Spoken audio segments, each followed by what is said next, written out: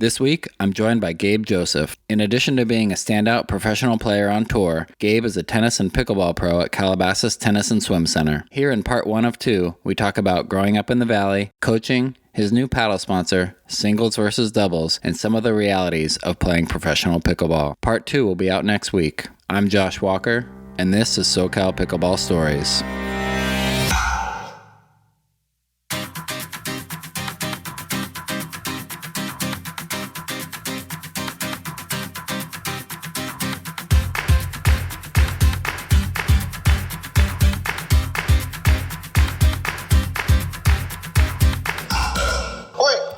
All right, Gabe, thanks for being on the show. I really appreciate it. Thanks for having me, dude. I was telling you before we got here, I'm so hyped. I haven't done a podcast in a minute, so you're gonna get all the pod jitters out of me. Love it. Let's get after it. So, where'd you grow up? So I grew up in West Hills, California, and I always tell this, but funny enough, so my mom's Colombian, and at the time I was born '97. West Hills Hospital was actually called Columbia Hospital, but it wasn't spelled the same. How old were you when you started playing sports? I would say about five and a half. I started playing tennis. I was hooping. I was playing basketball, tennis, a little bit of paddle tennis, and baseball. All at the same time. I remember my dad was juggling all three for me. But yeah, 5, just grinding at the park with pops, playing tennis. So he got you into tennis? He got me into everything. You know, growing up in the Valley, we had a hoop in the driveway, and it's so funny, man. I mean, you have kids, but even back in my day, we're talking early 2000s. Like we had PlayStation, and I loved video gaming it up, but I was still a kid. Like I loved to be outside. You know, I was either hooping when I was home, or Dad and I would play.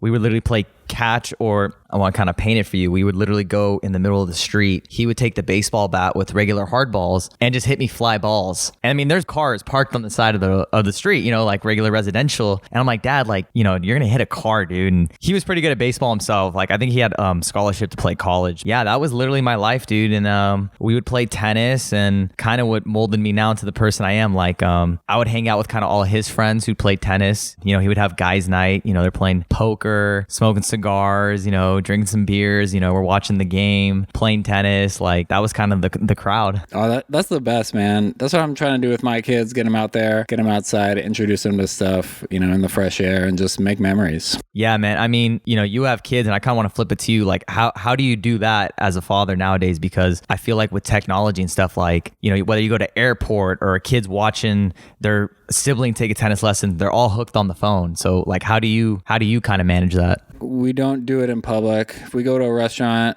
no phones, no iPads. There's definitely a place for it. Like in our house, we have 3 kids. So there's a time where the 2 older ones are on their iPads and we're doing something with the younger one. You know, they watch TV to unwind. They're at school all day, doing homework. They're both involved in sports though. So that's like a big thing for us, playing outside, doing sports. Moderation, I think, for us. That's how we deal with it. Now, the $1 million question. What sports, and do they play pickleball yet? So I have a portable net I set up in the driveway, and I can dink with my 2 older ones, Sadie and Marlo. They're actually getting pretty good. We can, you know, sustain a rally. Okay. But Marlo plays soccer and softball, and Sadie is a gymnast. Oh, nice. Okay. And then you're going to get your youngest one, boy? Girl, 3 girls. Oh, you got 3 girls. Yeah. Oh, full girl dad. You know, that means you were a player in your past life. I've been told that, yeah. But they always say if your first one is a girl, that means you're a player in your past life. But you got 3, so you must have been a pimp. Yeah. Anyways, yeah, they're going to be stoked to hear themselves on the pod for sure. That's awesome. I mean, I'm still young, but when I do have a kid, like obviously I want him to be up and active so we can do, you know, father-son activities, but I think is really what I look forward to. Yeah, memories. Also, sports instills a sense of pride, accomplishment, hard work, discipline, all that kind of stuff. 1000%. And to co-sign your point, I think that, and I've said this before, I think kind of who you are and how you carry yourself on the court says a lot about who you are off the court. Yeah, absolutely. You know, and you can see with pickle, I mean, I don't want to go off on a tangent, but like someone who cheats and makes bad line calls, or is kind of quick to not give, what's the word I'm looking for? You know, kind of be like courteous or sportsmanship. Sportsmanship, you know, kind of says a lot about who they are off the court as well. Absolutely. Yeah, I mean, there's that quote is how you do anything is how you do everything. playing. I love that. I know tennis is big in your background, so you started at 5, and then sort of take us through the progression there. I mean, it's pretty typical. I was 5. We were playing, just kind of, I would call us weekend warriors. My dad was an attorney. So when he would get home from work, I'd, be bugging him. Can we go to the park and play? He would take me to play. We would just drill, hit. I think I started playing tournaments. I don't know, I was maybe 8 or 9, probably played until I was like 13. I think about once I hit like 8th grade, I was going into high school. I was pretty decent, I don't know, maybe top 50 in like SoCal, top 100. I remember though, I think it was like 7th grade going into 8th. I was getting a little phased out. I remember I'd lost a couple tournaments. My dad was my coach. I actually didn't get a coach until I believe 6th grade. My dad was my coach my whole life. So, and being an only child, those were long, rough ride homes, and I would say I was pretty coachable and would listen to him. But, as any kid, hearing it not only from your dad, it stings. And, you don't want to hear like, what you did wrong also. Right. It's hard to take constructive criticism. Now, looking back as an adult, he was doing what was best for me and trying to help me, obviously. I think sometimes it's kind of that double-edged sword when you have a parent who's involved. I don't want to say too much, but sometimes when you're hearing it from that person as opposed to like a coach or an outside, it hits a little different. Yeah, I remember I got a little burnt out. And then, and like I said earlier, I was playing basketball and baseball still at the same time. So I would literally play, basketball like winter, play baseball in the spring, and then I'm still playing tennis year round. And then when I was going into high school, I remember I tried out for the high school team. I was obviously going to make it. My buddy who was the number 1, my buddy Jaime, he's one of my best friends. We were kind of similar level. I kind of fell in love with the game again. And then same thing, I played on the high school basketball team during the fall. And then I would play tennis in the spring. I had a couple college scholarships to play. Me being so stubborn, I remember this was junior year and I was kind of like, okay, I got to figure out where I want to go for school. I was so set in stone on I didn't want to leave LA, being, like I said earlier, raised in West Hills, like you're just so spoiled. The weather's beautiful. This is my home. Yeah, it doesn't get much better. No, and I traveled, quite a bit. Like I'd been to Florida, Colombia, but, I'm talking not even international. Like I'd been to Vegas. I was like, I just don't see myself anywhere else. I can't do the cold. I love the heat and warmth. So if anything, kind of you're just leaving Florida and like Arizona, maybe Texas. I was, being stubborn. I was like, I don't want to play anything other than Division I tennis. So really I was like, there's UCLA and USC if I want to stay in LA. And I wasn't good enough to play on those teams. I'm just being honest. So I just decided I'm just going to go to Cal State Northridge and, I graduated from there in 2020. I studied family consumer sciences with the option in nutrition and dietetics. That was kind of it. I mean, looking back, if I could change anything, I would have just taken, I had an offer to play at Cal Lutheran, which was a D3 school in, I think that's Thousand Oaks or Westlake. I think I would have just went with that. It is what it is, and everything still, in my opinion, I guess worked out. That's no regrets, right? Yeah. So no tennis at CSUN then? No, they don't have a boys team. Everyone knows around here. I believe in like 2003, they had like Title IX funding, and out of all the programs they chose to cut, they chose boys tennis to cut. So that was a little unfortunate. And also, to backtrack a little bit, I didn't want to do like the JUCO route or anything. So I was like, either I'm going to play at Cal Lu or I'm just going to go to CSUN and study. And that's kind of what I ultimately chose. And, honestly, it's a sidetrack from the pod a little bit, but I also didn't really have the best college experience because I was commuting and then I was also still working at the time too. So it was like high school 2.0. It was like go to school, come home, and then go to work. That's why I was like, if I could do it back, I probably would have gone to Cal Lu, had at least some tennis experience. And I love a team atmosphere. So I think I would have thrived really well in that as well. Yeah, just is what it is. Yeah. So right now you're the head pickleball pro and a tennis pro at the Calabasas Tennis and Swim Club? Yeah, I don't actually have that title, but I would like to think that. But yes, I'm the pickleball and one of the tennis pros at Calabasas. Yeah, I started working there. It's funny, during COVID, I just graduated from school. This was May of 2020. And this was like the heart of COVID, and you live in LA, so we were on like lockdown. All the tennis courts were closed, like not even just country clubs. Parks were closed. My buddy who lives in Calabasas Park Estates, they'd locked even the gated community courts. There was really nowhere to play. So I got lucky. One of my good buddies, Steve Haru, had a house in Hidden Hills. He was just throwing together kind of a Tuesday night boys, night out So we would play tennis, and it was like 7 of us. And then after, we would have like pizza and beer and just shoot the shit. The director of the owner of the academy at Calabasas where I teach, his name's Steve McAvoy. He was kind of leading the clinic. It was like a guy's clinic, so he was feeding it, and then we would all hang out. We were all still friends, and he kind of just pulled me to the side, and he's like, "Hey, dude, like, hopefully the club's gonna open up soon. What do you got going on this summer?" And I'm like, "Honestly, dude, I just graduated from school. I have kind of nothing lined up." He's like, "Well, dude, come work for me for summer." And then slowly but surely, I was doing summer camp, 5 days a week, getting a few lessons here and there. It's funny, pickleball wasn't that big in the Valley, especially where we are in the west side of the Valley, but it picked up, I would say, kind of like summer 2020, really picked up 2021, and now it's kind of like, I would say, booming to an extent, where like I'm pretty booked up. But yeah, so that's kind of my title, and I've just been stuck there since. Yeah, how did you keep your tennis skills up during college? It's funny, man. Like, a lot of people kind of, I feel like whether they play or don't play in college, kind of get burnt out. Like, I'm still one of those guys with any sport. I still love to play everything. Like, I'm the guy who will do anything. I'm down for whatever. So I would still hit a lot just for leisure, to play and just not only be active. I think it's very therapeutic. And some people know this. Like, I would even jog like 6-7 miles a day since I was a kid, just kind of as a little mental cleanse, So I still love tennis even now. Like, I'll still hit with like friends just for fun. Obviously there's some days where I'm kind of burnt and I don't want to, but like if it's like a weekend or whatever, like I haven't seen my buddy in a minute, we'll hit, grab some food. Like, I still enjoy it. As funny as it sounds, even with tennis, like obviously I'm not going to be pro. Like, I still want to get better. Yeah. It's kind of that urge. Absolutely. So you kind of touched on this a little bit. Everyone's heard in the pickleball world that it's the fastest growing sport in America. As a coach, and a pro player, what does that look like to you? I know you said your lessons have gone up. Just what are you seeing, on the ground?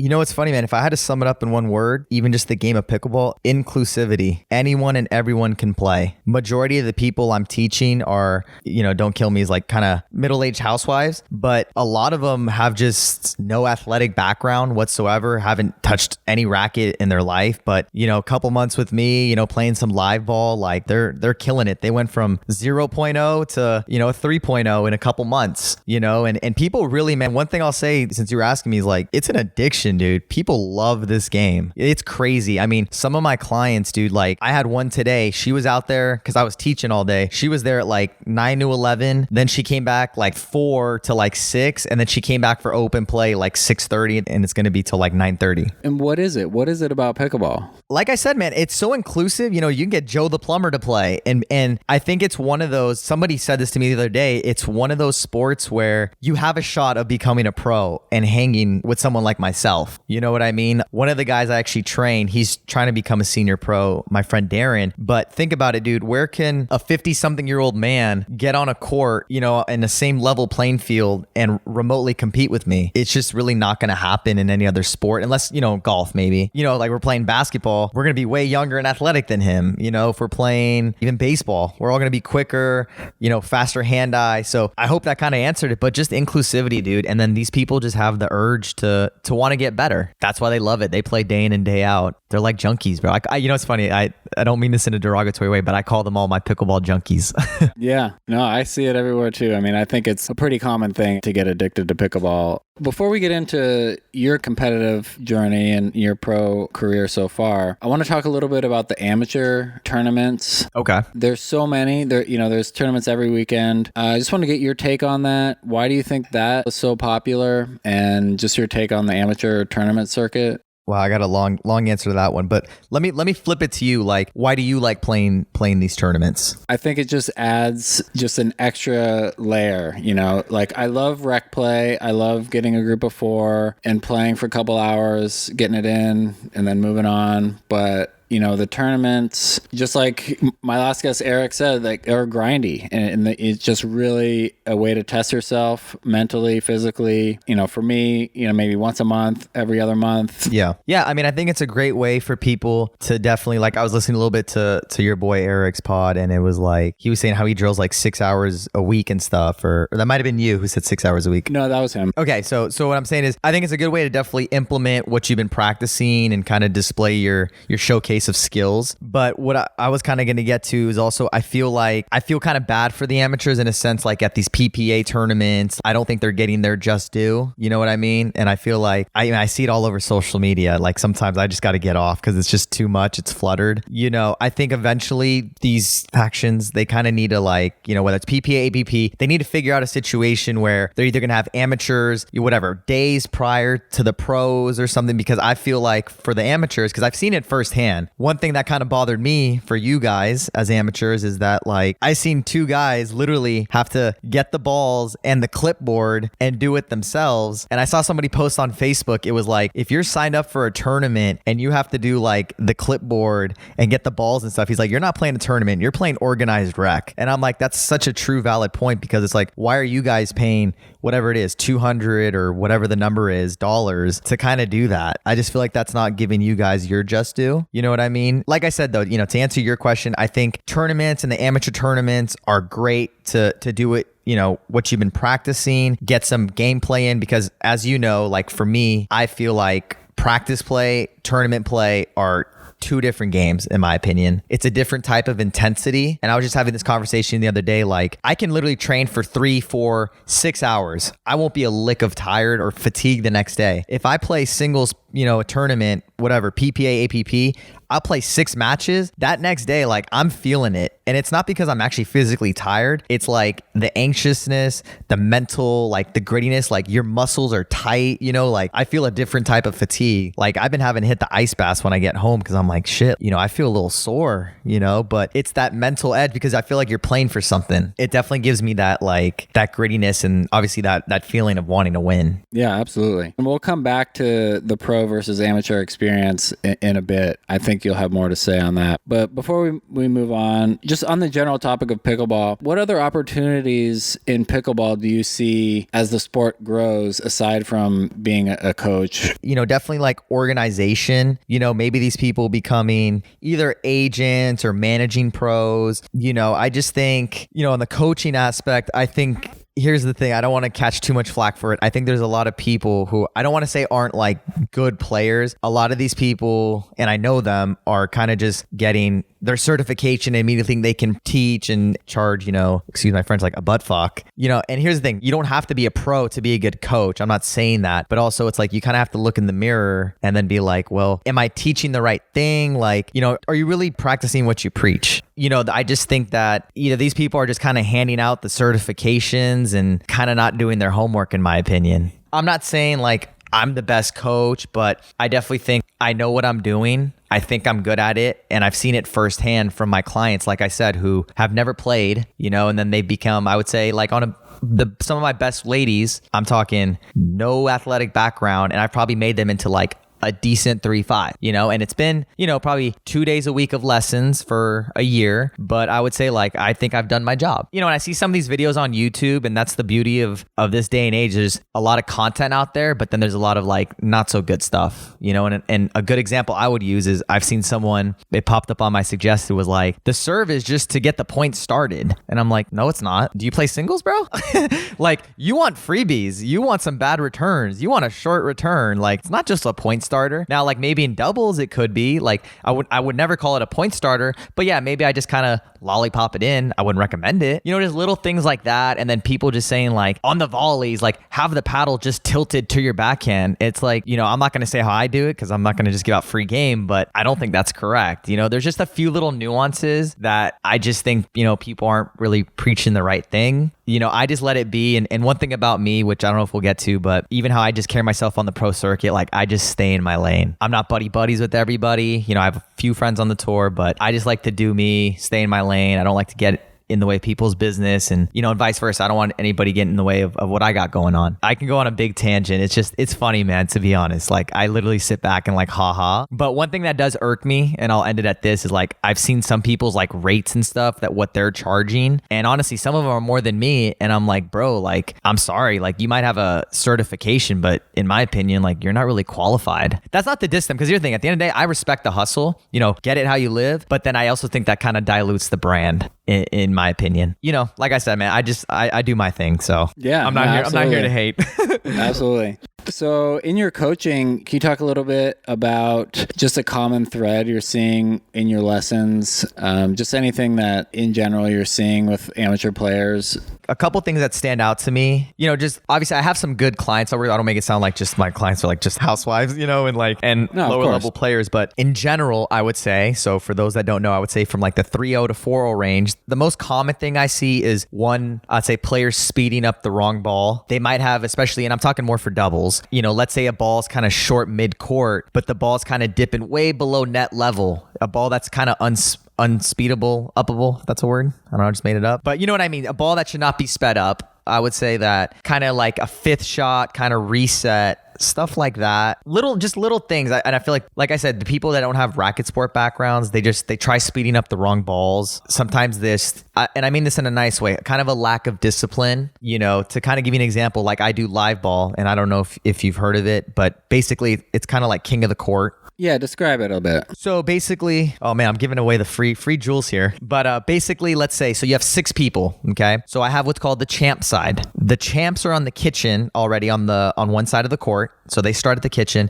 and then you have 2 people at the baseline. So I'm feeding the whole time. So my first feed goes to the baseline team, and they have the option to drop or drive. Okay. So that's point 1. Now I'm going to kind of sidetrack here. That's another thing. A lot of people don't want to drop, especially the lower level players. They want to just drive and smack the ball. It's fun. I get it. I'm guilty of it. If they win that point, they automatically come up to the kitchen, and I feed them a dink, and then they play it out from there. Whoever I feed it to has to hit a dink, and then you can do whatever you want. You can speed it up, lob, do whatever you want. Then if they win that point, the third point I feed them, and they're still all at the kitchen, is a volley. And then they get into a little firefight. If they win all 3, they come over to the champ side. Now, here's the catch. If you hit a clean winner at any point, you automatically come over. And meanwhile, I left this out. The champ side only has to win 1 point before the challengers win 3. So let's say you and I are playing, and we're playing Bob and Joe. If we hit a clean winner on the first point, we win. Let's say we lose the first point, we're automatically out, next team in, the 2 people waiting. You kind of follow me? Yep. Yeah, so it's constant, there's not too much waiting around, and it's fun. And really, I kind of call it, I know I called it king of the court doubles, but it's really like simulated doubles, because really all we're doing is taking away serve and return, but everyone's working on transitioning, you're working from getting to the baseline to the kitchen, and the team at the kitchen, meaning the champ side, they're working on defending and keeping their ground, keeping the challengers back. Right. It really works on all aspects, and here's the thing, if you have 6 players within the same level, it's a lot of fun. And I mean, you could have from 3-0 to whatever. You can even have pros doing it. It's a lot of fun. I stole it from Daniel Roditi. He did it down at Laguna Niguel. We had like a 5-0 one. And I'm telling you, dude, even just playing it, it's so much fun. And you really do work on a lot of stuff. And it kind of exploits too, like how kind of trigger happy you are. Like, are you willing to play soft, slow points? Like one thing I've been trying to work on with my ladies is slowing it down a little bit, especially when I feed that second point, that dink. Have a little dink rally and wait for opportunity. Like, is there a volley I can reach out with my wingspan at the kitchen line and speed it up? Or should I slow it down? If the ball's high enough on a dink, speed it up. But little things like that. I love that. That sounds really fun. Yeah. So I do a couple baskets of that. So I do like the forehand side, then I do a backhand side, and then the third basket, I do something a little different. But yeah, man, it works on all aspects. To make a short story long to your question, I would say little things like that, man. Just speeding up the wrong balls, not willing to third shot drop a lot. And the one thing that kills me, dude, is the lobs. The lobs got to go. No lobs. I mean, listen, everyone, like I said, can have their own way of teaching. I try to encourage people really not to lob. I think the most common thing is really, you should only really be lobbing, in my opinion, is like, let's say we're all 4 at the kitchen and you're in like whatever, let's say 30 ball dink rally and you want to mix it up. Yeah. Throw it over, but in my opinion, I say that's like a 2 out of 100 shot. You should not be lobbing that much. Now I get it. Lower level people might not have the control and do it by accident. I mean, really, I almost never teach lob. But little things like that, man. And to your point earlier, I mean, you can literally work on drops and resets and so much stuff just in a lesson, and they have that continuing feeling of, I want to get better, so I want to keep working on this. But yeah, that's some of the common things I see, and obviously much more. Yeah. And so, as the game has kind of sped up, yeah, aggression has sort of taken over a bit. Have you adjusted your coaching? Yeah, I mean, one thing I've been trying to teach them, not only shake and bake, but a lot of times I see, it's funny, I've just been saying this in the last 2 weeks, is I know we're on audio, but I'm trying to paint a picture where, let's say it's, you have 2 people at the kitchen and you have like the serving team, for instance. One person's kind of creeping in. If you and I are a team, you served, you're getting the third shot, right? So I'm kind of watching your third. I feel like a lot of people kind of stand there and watch. And I've been trying to encourage, my clients that when you're kind of creeping in, if my partner or their partner hits a good drop, look to poach the next ball. Right. Don't just stand there. A lot of people are just kind of watching the game like a spectator, moving their head back and forth. And I'm like, dude, you're missing out on opportunity. Like if Josh hits a good drop, slide over and poach, because if his ball's so low, all they can do is pop it up, then just go over, and especially it's practice, bro. Just go for it. Like what's going to happen? But yeah, the game's gotten a lot faster. I always, you've taken a lesson or two with me. I always start my lessons off with a little dinking and always some volley to volley to kind of warm up the hand-eye. But yeah, the game is definitely sped up, and even though I'm not the doubles guy, I still peep game and try to implement, kind of what the pros are doing and how the game's evolved. Yeah, I'm not sure, but you might get this a lot. I know a lot of my friends and just people out that I play with, especially that don't come from racket sport background, are trying to develop that double-handed backhand drive. Oh, yeah. And yours is sick. So, like, what can they do? Oh, man. On a side note, it's so funny, man. I want to say low-key, besides Riley, I feel like I kind of like patent the two-handed backhand. I don't think I'll ever get like the recognition for it, but I kind of feel like I did. It's funny you asked me that because I teach everyone I work with that are newbies, I always teach them a two-handed backhand. I just feel like one's a little too erratic and kind of not very controllable for people just starting out. They're like, oh, I think it's like ping pong. And I'm like, it's not. So are you teaching that on the dink and the drive? Dink, I kind of let them do their thing. On the drops and drives, I always teach two-hander. I just feel like it's so much easier to maneuver with the left hand, and it kind of stabilizes the paddle. The way I teach it, if they're a righty, assuming, I pretty much have their right hand in continental, and if they want to slide it over to the left so the face is a little more closed, I kind of let them do that. And then I just put the left straight on top of your right hand. So pretty much your pinky is almost on top of your pointer finger. And then I kind of have your 2 fingers kind of pointing like a Nike check, or I guess like a air gun, I guess, kind of resting on the paddle. So that's kind of, I'll show them in person how to do it. Right. That's kind of how I do it. And I just kind of teach them, man, just step in and, if we're doing a drive, just follow through. And kind of honestly, bro, I just tell them like, dude, hit the shit out of the ball. Yeah. Not actually, but you know what I mean? I'm just like, because I feel like sometimes people think, oh, like the ball's going to fly and stuff. I'm like, dude, if you think about it too much and kind of restrict your swing, you're for sure going to miss. So I'm like, I'd rather still have you almost hit it out, but like go for your shot. Yeah. Yeah. It's kind of hard to describe it on audio, but yeah, man, I always show them how to do a two-hander. For those trying to master it, I'll say this. Honestly, man, just the way I described holding the paddle stuff, and then just go for it. Practice it. I don't care. Hit on the wall. Like, you'll master it. You just got to do it. You just got to put the 10,000 hours in. Yeah, great. Getting a little bit, away from coaching, I went back through your tournament history, and I saw you played some of your early tournaments with Scott Crandall. Yeah. Who's a senior pro now. Good old Scotty. I call him Uncle Scotty. So how did you guys connect and start playing in tournaments? Oh, man. So you want the whole long answer to that? Sure. Let's do it. I'm going to make a short story long. It's going to collide with how I actually even got into pickle. So I've actually picked up a paddle in winter of 2016. So my buddy Mike calls me up and he's like, yo, have you heard of this game pickleball? I'm like, yeah. Like, same thing. I was like, that's for old people, winky dink. I just seen it on YouTube. I mean, we're talking 2016. This is a while ago. That's a while ago. Yeah. So he invites me, and I've told this story before. He invites me over to, at the time, was Sports Academy. It wasn't the Mamba Academy that Kobe bought in Thousand Oaks. So we play on a basketball gym with tape lines, on a rinky dink. I call them COVID nets, that you bought for your driveway. Yep. I don't even have a paddle. So I played twice, and then I never played again until I think it was January of 2019 was like my first, I guess, tournament. My same buddy Mike, he got me to play with him in some tournament in like Chatsworth, or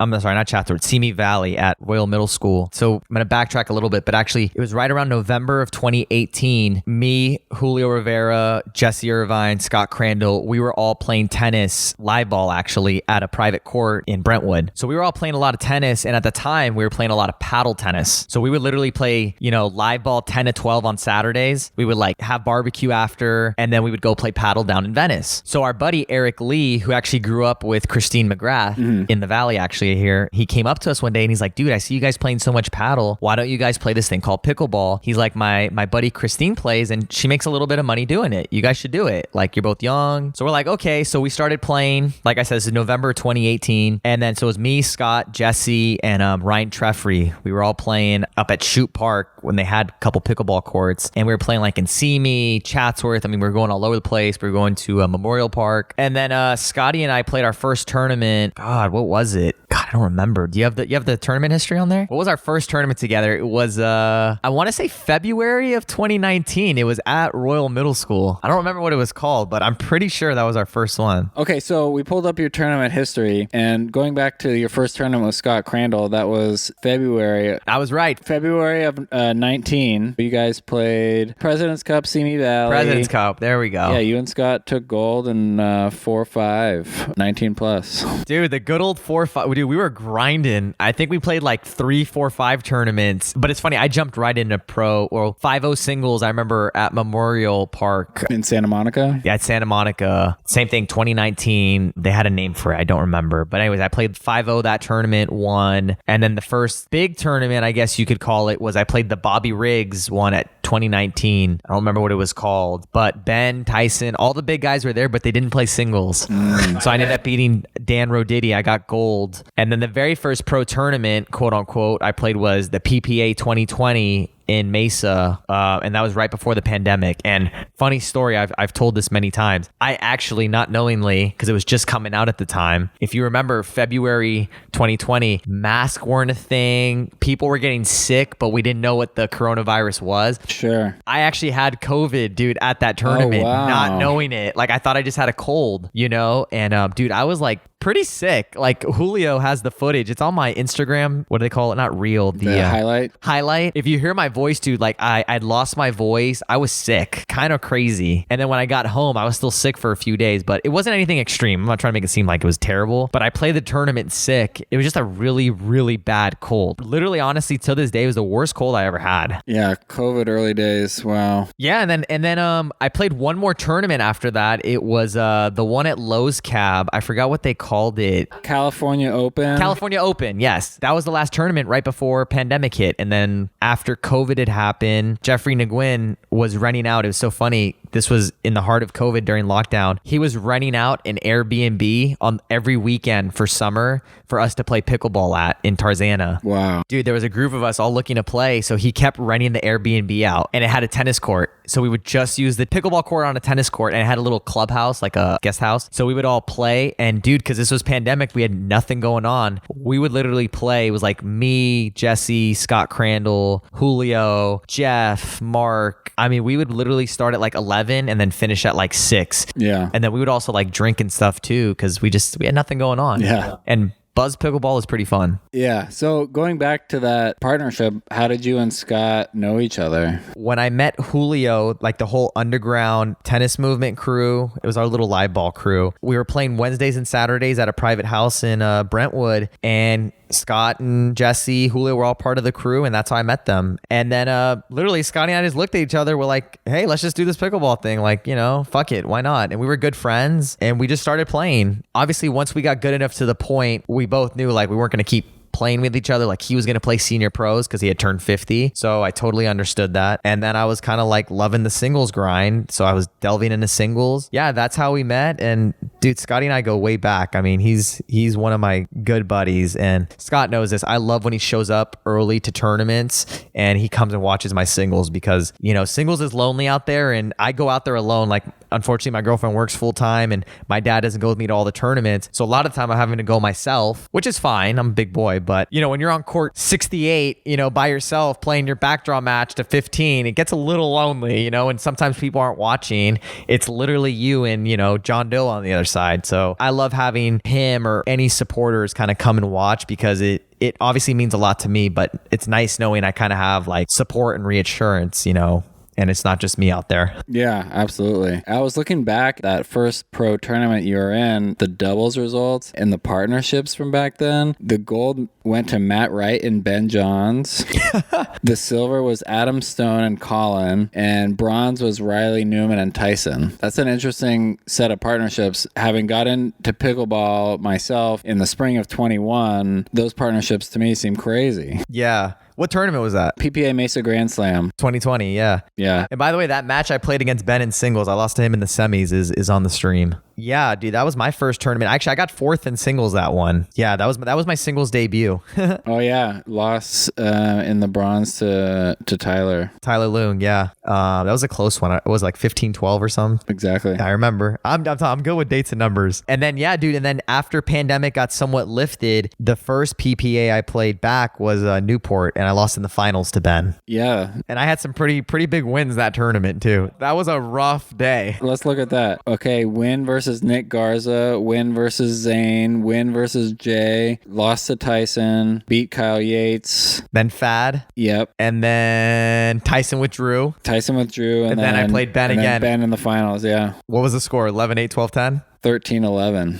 Fuck. Yeah. I remember I had 2 or 3 game points. So dude, you know what's so funny? I used my buddy's ESPN login. I watched that match against Ben so much over and over. And I just remember not executing those game points. It hurt because knowing I had Ben on that big of a stage and then I'd missed 2 pass shots, like it just hurt. Yeah, man. Dude, it's funny. Like in a weird way, I don't want to like give myself too much props, but it's like, I feel like I also don't get respect. I've been doing this for a little while and I'm telling you, man, I've had some pretty credible wins and I've been doing this for a minute. I mean, you're a seasoned guy out there. I mean, you know, being the part-time pickleballer or whatever. Yeah, quote unquote. You know, when you show up to tournaments, I feel like you're a threat and, you know, you look solid. Point on that is this year, because of Ace, this will actually be my first full-time year of playing pickleball. So we'll see what happens. So since you brought it up, let's talk about Ace. They signed you in Shout out to Ace. November of last year? It was October.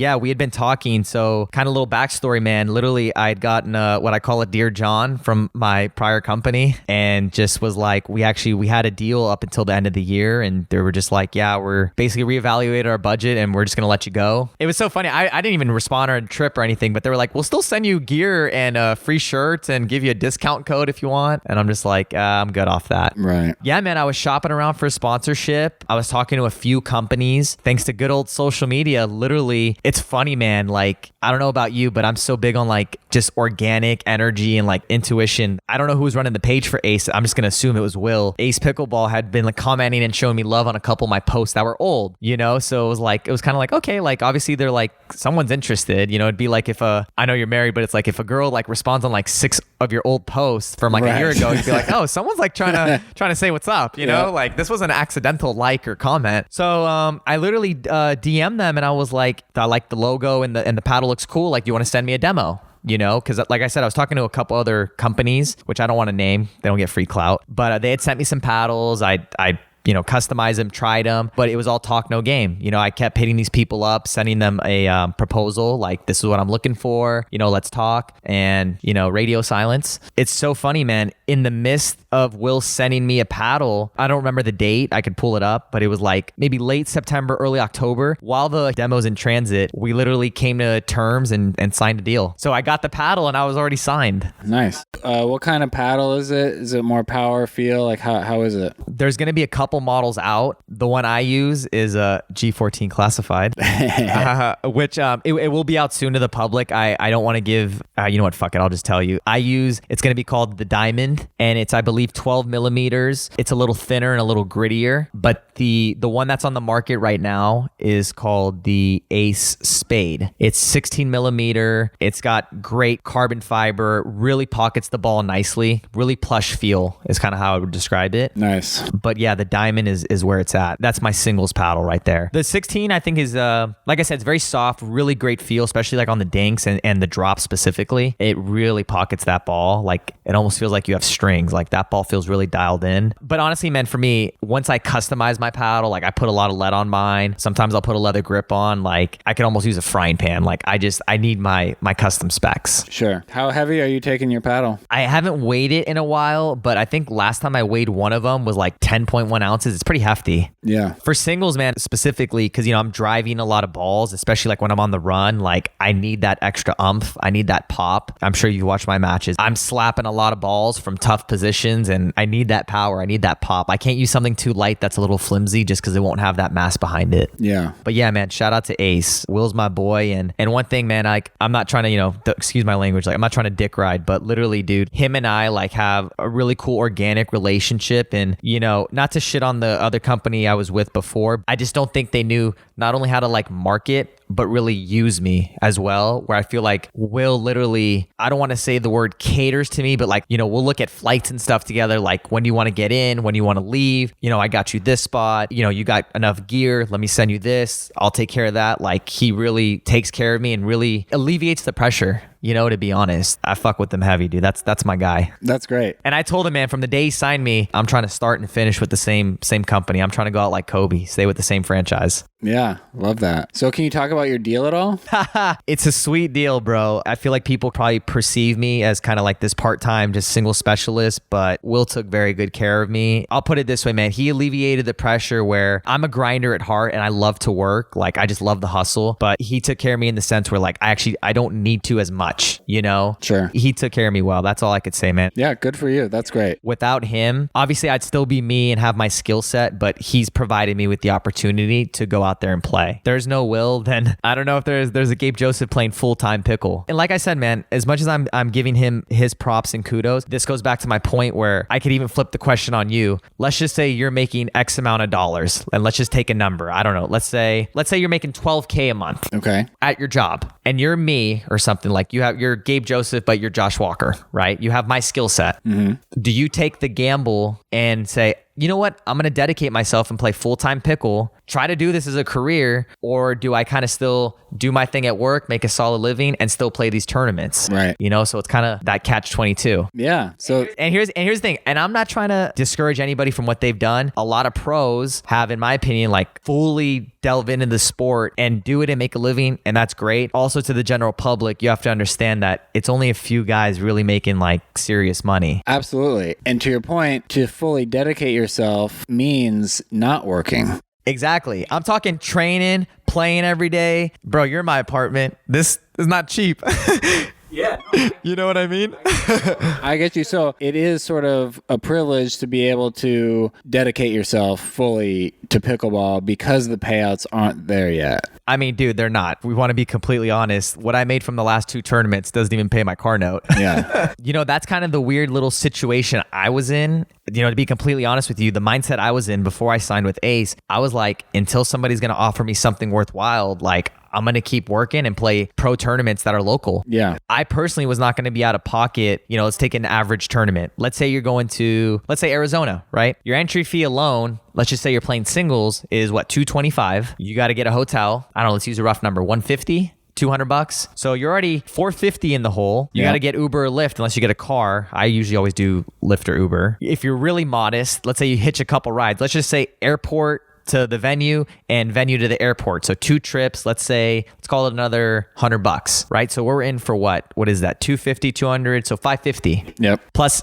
what did I leave out? Airfare if you fly or you drive. So let's say you're at another, I just booked the flight the other day. It was almost $300 even out of Burbank. So we're at $850. Let's say you have a solid day, I guess. Let's just call it 5th place at a PPA. So you make what? $300 maybe? Let's call it $400. Let's be generous. Hey, $500. You're still out $350. Yeah. Right? At some point you have to realize, like, does this really make sense? Now some people play like, oh, it's not about the money. Like the sport's going to be huge. And I'm all for that. It might be. Or guess what? It might have plateaued. Maybe this is the biggest it gets. Who knows? And the other thing is too, man, a lot of these pros are living that road life and they're still doing clinics on the road too. Me, I just choose, like, I have a nice steady gig. I like my work. I like being close to home. So I figure do my thing and then I can still play these tournaments and travel because of Ace. Yeah. They've provided me with that opportunity and that luxury. And I think we both have a mutual understanding of, like, I'm still going to practice and put the hard yards in. Don't get it twisted that, like, I'm just working full time and just showing up to tournaments. Like, I still put in the hard yards. If I'm being completely honest, I'm not doing it to the extent that these guys are, got personal trainers and are practicing 5-6 hours a day. Like, I'm not doing all that. Right. You know, not saying I don't want to, but it's just, you have to also be realistic. So what does practice, what does rec play look like for you? What does drilling look like for you? You know, the nice part is, even with pickle, even if I have some not so great clients, like I'm still out on the court getting some feel. But an example is, like, for instance, Connor Garnett, he's a upcoming pro. He lives out in Newport. So he'll come out to me in Calabasas and we play at a private court. So we'll play like 4 hours. And what we do is we'll play for like 2 hours. We'll grab some lunch and then come back and play again. And we do that, I would say, maybe like 2-3 times a month, which I know may not sound like a lot. But also, I would say for me, I'm not the biggest practice player where, like,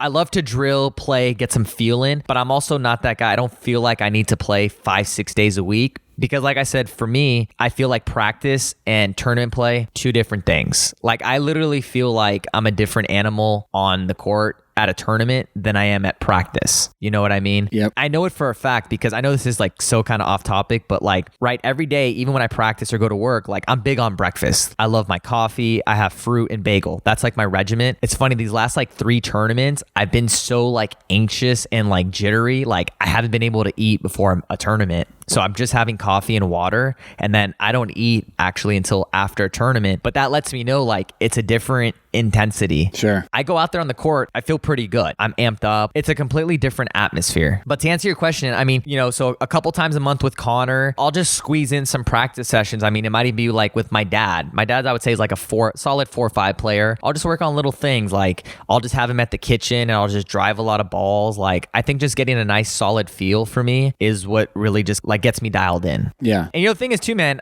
I think I'm a big advocate. You know, when I have a kid, like, I want to play a lot of sports because maybe you can co-sign this. I feel like everything translates. So while I'm teaching pickle, I'm still playing a lot of tennis, and I'm fortunate enough, I have a couple like decent juniors I get to play and hit with still that can play. Yeah. So I still got to go out and like hit a little bit, and you know, that keeps me in shape, and I still love to play, and I love to volley and tennis. Like, all that stuff, in my opinion, translates over to the pickle court. Yeah, a lot of stuff translates in sports. For example, like what I'm trying to work on with my youngest is movement. Yeah. So like movement to get a ground ball or movement to get a dink that's out of reach. Because I feed them balls, I'm giving them right to their forehand every time. Yeah. But when they have to take a couple of steps, it's a different thing. When they have to feel the ground ball after taking a few steps, it's different than just bending over. Oh, dude, I'm telling you, bro, get the ladder out, have me doing some steps. I'll look like a spaz out there. I mean, all that stuff correlates and translates like really well. But yeah, man, that's kind of my practice regimen. I mean, people kind of know this. I'm not the biggest like practice guy. For instance, I was just talking to you earlier before we got on the pod. It's like, I know the guys that go out to like Piccadilly, you know, and they're playing like at a Wednesday at 3:30, and I always get the invite to go, and I'm just like, bro, like, you know, I'm working, you know, those are my work hours. Yeah. But yeah, man, I mean, I feel like, I mean, you could tell me firsthand, I feel like I've been able to sustain a good level and be a quote unquote, I guess, I don't know, top, but good pro, you know, doing my thing. So yeah. I stick with what works, you know? I was going to get into this later, but I mean, you had some great wins so far this year. I mean, you've beaten Julian, Hayden. I mean, you had J-Dub. Oh, did you watch that match? Yeah. Oh, man. And you looked really good. You looked fit. I think I was the better player, but it doesn't matter because I didn't win. Yeah. You looked real fit. How does your game feel like right now? Man, honestly, I've been feeling pretty good. It's funny you brought up because actually I just played some. So I've been wanting to practice a little more. It's so funny now that we're just talking about this. So yesterday I had a 3-hour gap from work, and a typical work day for me, you know, not to get too sidetracked, would be like, let's just say 8 to 11, and then like 11 to 1 I'll have lunch, and then I come back to the court like 1:30 to 7 or like 6. You know, that would be like an average work day. So like 8-hour, 9-hour days, but spread out. So Connor hit me up the other day and was like, bro, like, you want to play some before the tournament next week? Can you play like Thursday or Sunday? I'm like, yeah, bro, let's get out Thursday. I have like a 3-hour gap. So he drove out. We played like a solid 2.5 hours, got some practice in, and I got to admit, like, I'm feeling pretty good. Back to my point earlier, man, like, I've also played so many matches already. I think I played 14, and that's only because of backdraw and stuff, but it's a lot of matches. Like I said, I think last year, you might have the number, I think I only played like 12 or 13 tournaments, and just this past month alone, I played 1 in January, and then I'll be 2 in February. So I've had a lot of reps in. So to answer your question, I feel good. The fitness for me is always going to be there, I think. I eat pretty clean. Like I said, I'm on the court in the sun playing, you know, training all day. So I don't think that'll ever be an issue. Are you doing any weights or any other gym type workouts? By the look of me, do you think so? I know I'm a skinny dude, but dude, you're quick, I'm quick. No, dude, to answer your question, no. I'll be very honest with you. I don't like lifting weights. I'm not a fan of the gym. I'll put it this way. Get me on a treadmill, a bike. I'll do 4 hours of that. If you want me to lift and stuff for like an hour, I'm just like, I hate it. And I'm one of those guys, I'm very easygoing, go with the flow. I don't find enjoyment in it. Yeah. It's not even punishment. Like I just don't like it, but I'll do it though. So you live in LA. We had that 2 weeks of crazy rain. I was like, hey, we just moved in this apartment. Let me use my amenities that I pay for. So I went downstairs, hit the gym a couple times. Honestly, man, it's like everyone's New Year's resolution. It just, for me, doesn't last. Any doubles in your future? How do you see yourself as a doubles player? Talk a little bit about the differences in your game or in general between the two. The dubs, I like dubs. I wouldn't say like I'm in love with it. For me to play dubs, and this is, once again, I love Will from Ace because we kind of both have a mutual understanding that like, hey, you're the singles guy, and he hasn't put any pressure on me to play dubs. Obviously, he wants me to, but also, and I could ask you this question, I don't want to be the guy who just participates in doubles just to do it. I don't want to be the guy who goes 2-2 or 0-2 and just kind of be like, hey guys, like I'm here, I play. Yes, that gives you some notoriety. And to be honest, this is a separate tangent. I feel like that's why I didn't get drafted for MLP, because I'm not a doubles guy, but that doesn't mean I can't play doubles. Right. So that's the thing, man. And like I said, chances are, and I'm not saying because I'm not a good enough player, there's probably going to be no payday for me in doubles. So really it's like, it's a participation at the end of the day. And I just don't know if I want to hang around at a venue, because you got to remember singles is Thursday, mixed is Friday, Saturday is doubles, that means another extra day or two. And it's like, I don't really know if I want to do it just to hang around and play. And I know I'm probably sounding so snobby, but I'm just being honest with you. Yeah. I mean, to me, it's logical. And I'm trying to be logical. And I even told Will before he signed me, I'm like, bro, like I also don't want to waste your time and money just to play doubles just to do it. I was like, I'm being upfront with him. I think for me to do well in doubles, I would need someone who's a little better than me, and also you got to find someone you mesh with. I think that's big for me. I don't want someone who's like quiet, not communicative. That's a word? Yeah. You know what I mean? I want someone high energy, like into it, kind of dialed in. And also, dude, I don't want to just partner hop either. Some of these guys are kind of crazy in my opinion. They lock in partners for a year or two. I'm like, God damn. And then some of these guys, like you see them, they're playing with a new person every time. And I'm just like, I don't know if I could do that. How do pro partnerships come about? I don't know, because I don't get those calls. No, man. I mean, it's super easy, man. That's the thing about pickle, dude. Some of these guys try to, I would say, take themselves a little too serious and treat themselves a little bit higher than what they are. But bro, we're all so accessible. Probably a text, hey, like what's your season look like? Are you locked in with somebody? Yeah. I've talked to a few guys about potentially doing something. Doubles will be in the works. I'll put it that way. It's definitely not set in stone that I'm not going to play. We'll get out there. You and Connor, maybe. That's been a talk. We might get one in. He's got a sick backhand too. He's got a very sick backhand, and he's quick and athletic. But yeah, man, it'll come. I just love singles, man. It's such a different atmosphere. It's a grind. And personally, I don't know about viewership, like whether you prefer to watch singles or doubles. In my opinion, and I've said this before, I'm not going to say singles takes more skill, but I think it's a different game, and I always tell everybody, everyone who plays singles can play doubles, but not everybody who plays doubles can play singles. Yeah, agreed. Totally different strategies in each, right? I keep it very simple. I call it pass and pray and then chip and defend. Kind of even like doubles. I feel like pickle in general is a little one-dimensional. Obviously there's nuances and there's strategy, but for singles, since you asked me, I feel like it's pretty one-dimensional in the sense that, if you and I are playing, for example, server wants to go for a big serve, and depending on the quality of the return, he's looking for a pass or a drop and get in and play cat and mouse. I mean, I don't think there's really too much to it. Yeah, and the pray, what's that? I mean, praying as in like, please go in. I'm like jokingly. Gotcha. Like you hit like a slap drive. You're like, oh, please go in. Got it. Like you've ever hit that winner up the line and you're just like, oh God, I hope it goes in. Like that's what I kind of mean. I call it pass and pray.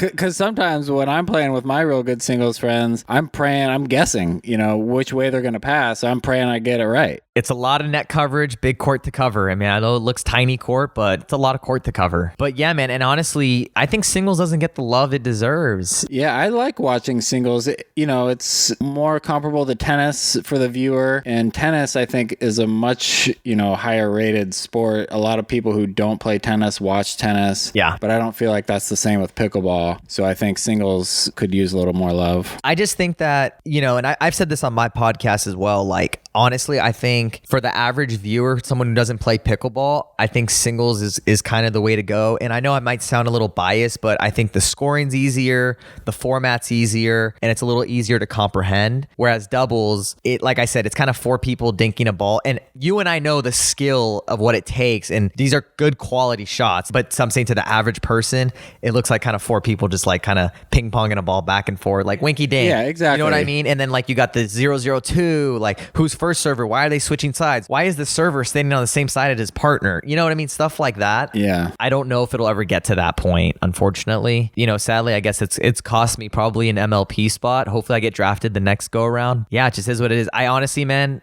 I don't know why doubles gets as much love as it does, because I honestly, even I find it boring. And I'm not trying to sound biased. Like, I'll sometimes peep the YouTube stream, and I'll watch like 3-4 points, and I'm kind of like, all right, it's a little boring, you know? Because especially at the pro level, like I said, it becomes very one-dimensional, where it's serve, return, 2 people at the kitchen, drop, get to the kitchen, dink, and then hand battle, who's gonna speed it up, you know, second server, same point. It's the same thing every time.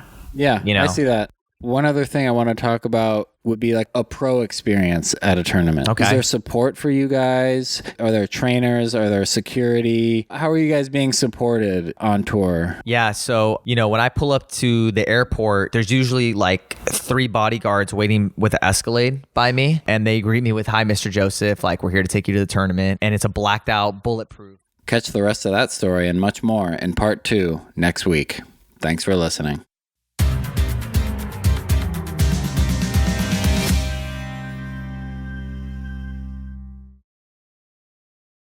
In part 2, Gabe talks more about his experience on the Pro Tour. He recounts a few of his highs and openly breaks down one of the toughest losses of his career and discusses what he has taken from it. We also get a sneak peek at what he has on the horizon and hear what this game means to him. I'm Josh Walker, and this is SoCal Pickleball Stories.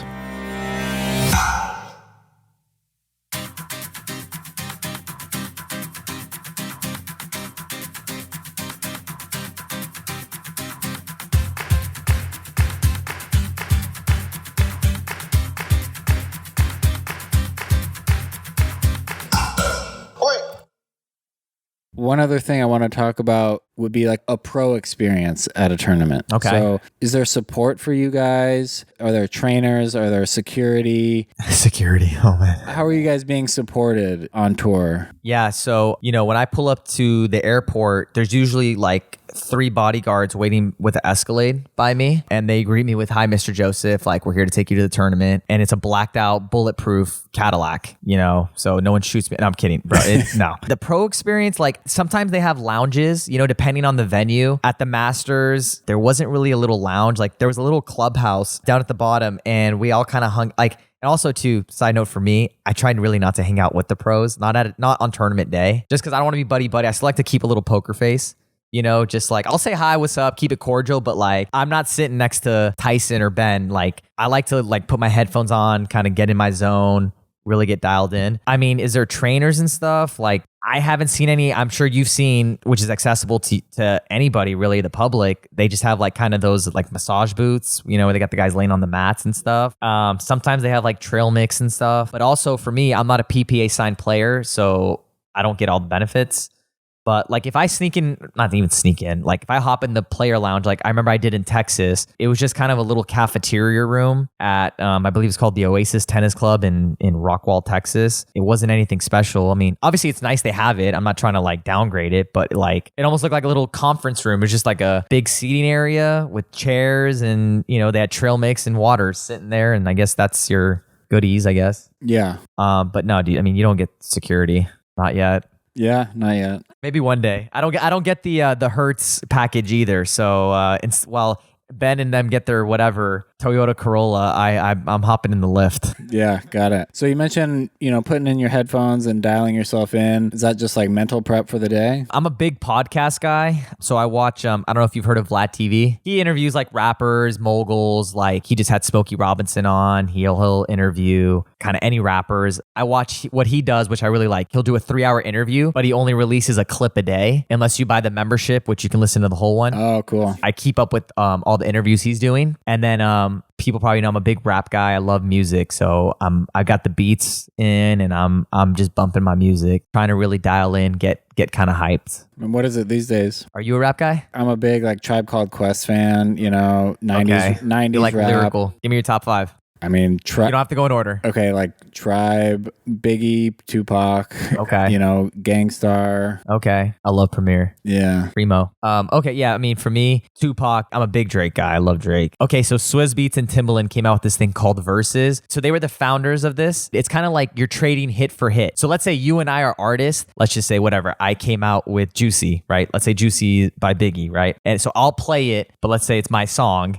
And then you'll play a hit. Okay. So we trade hit for hit. So they were doing like these live concerts going hit for hit. So one thing I play before a match is Dipset versus the Lox. It was just like hyped up, lit. You can feel the energy. So I actually watched the concert video on YouTube. I kind of get energized, like, because it's hype, and they're trading hit for hit. It's kind of like basically like the sport version of music. It's a competition. Yeah. Yeah, like I got Drake bumping, Nipsey, Pac, Biggie, I mean, everybody, J. Cole, Kendrick. I like some of the newer stuff too, like whatever. We got Migos, NBA Youngboy, like all that stuff. But it's funny, man. I actually grew up, like my dad's like, he's a little older.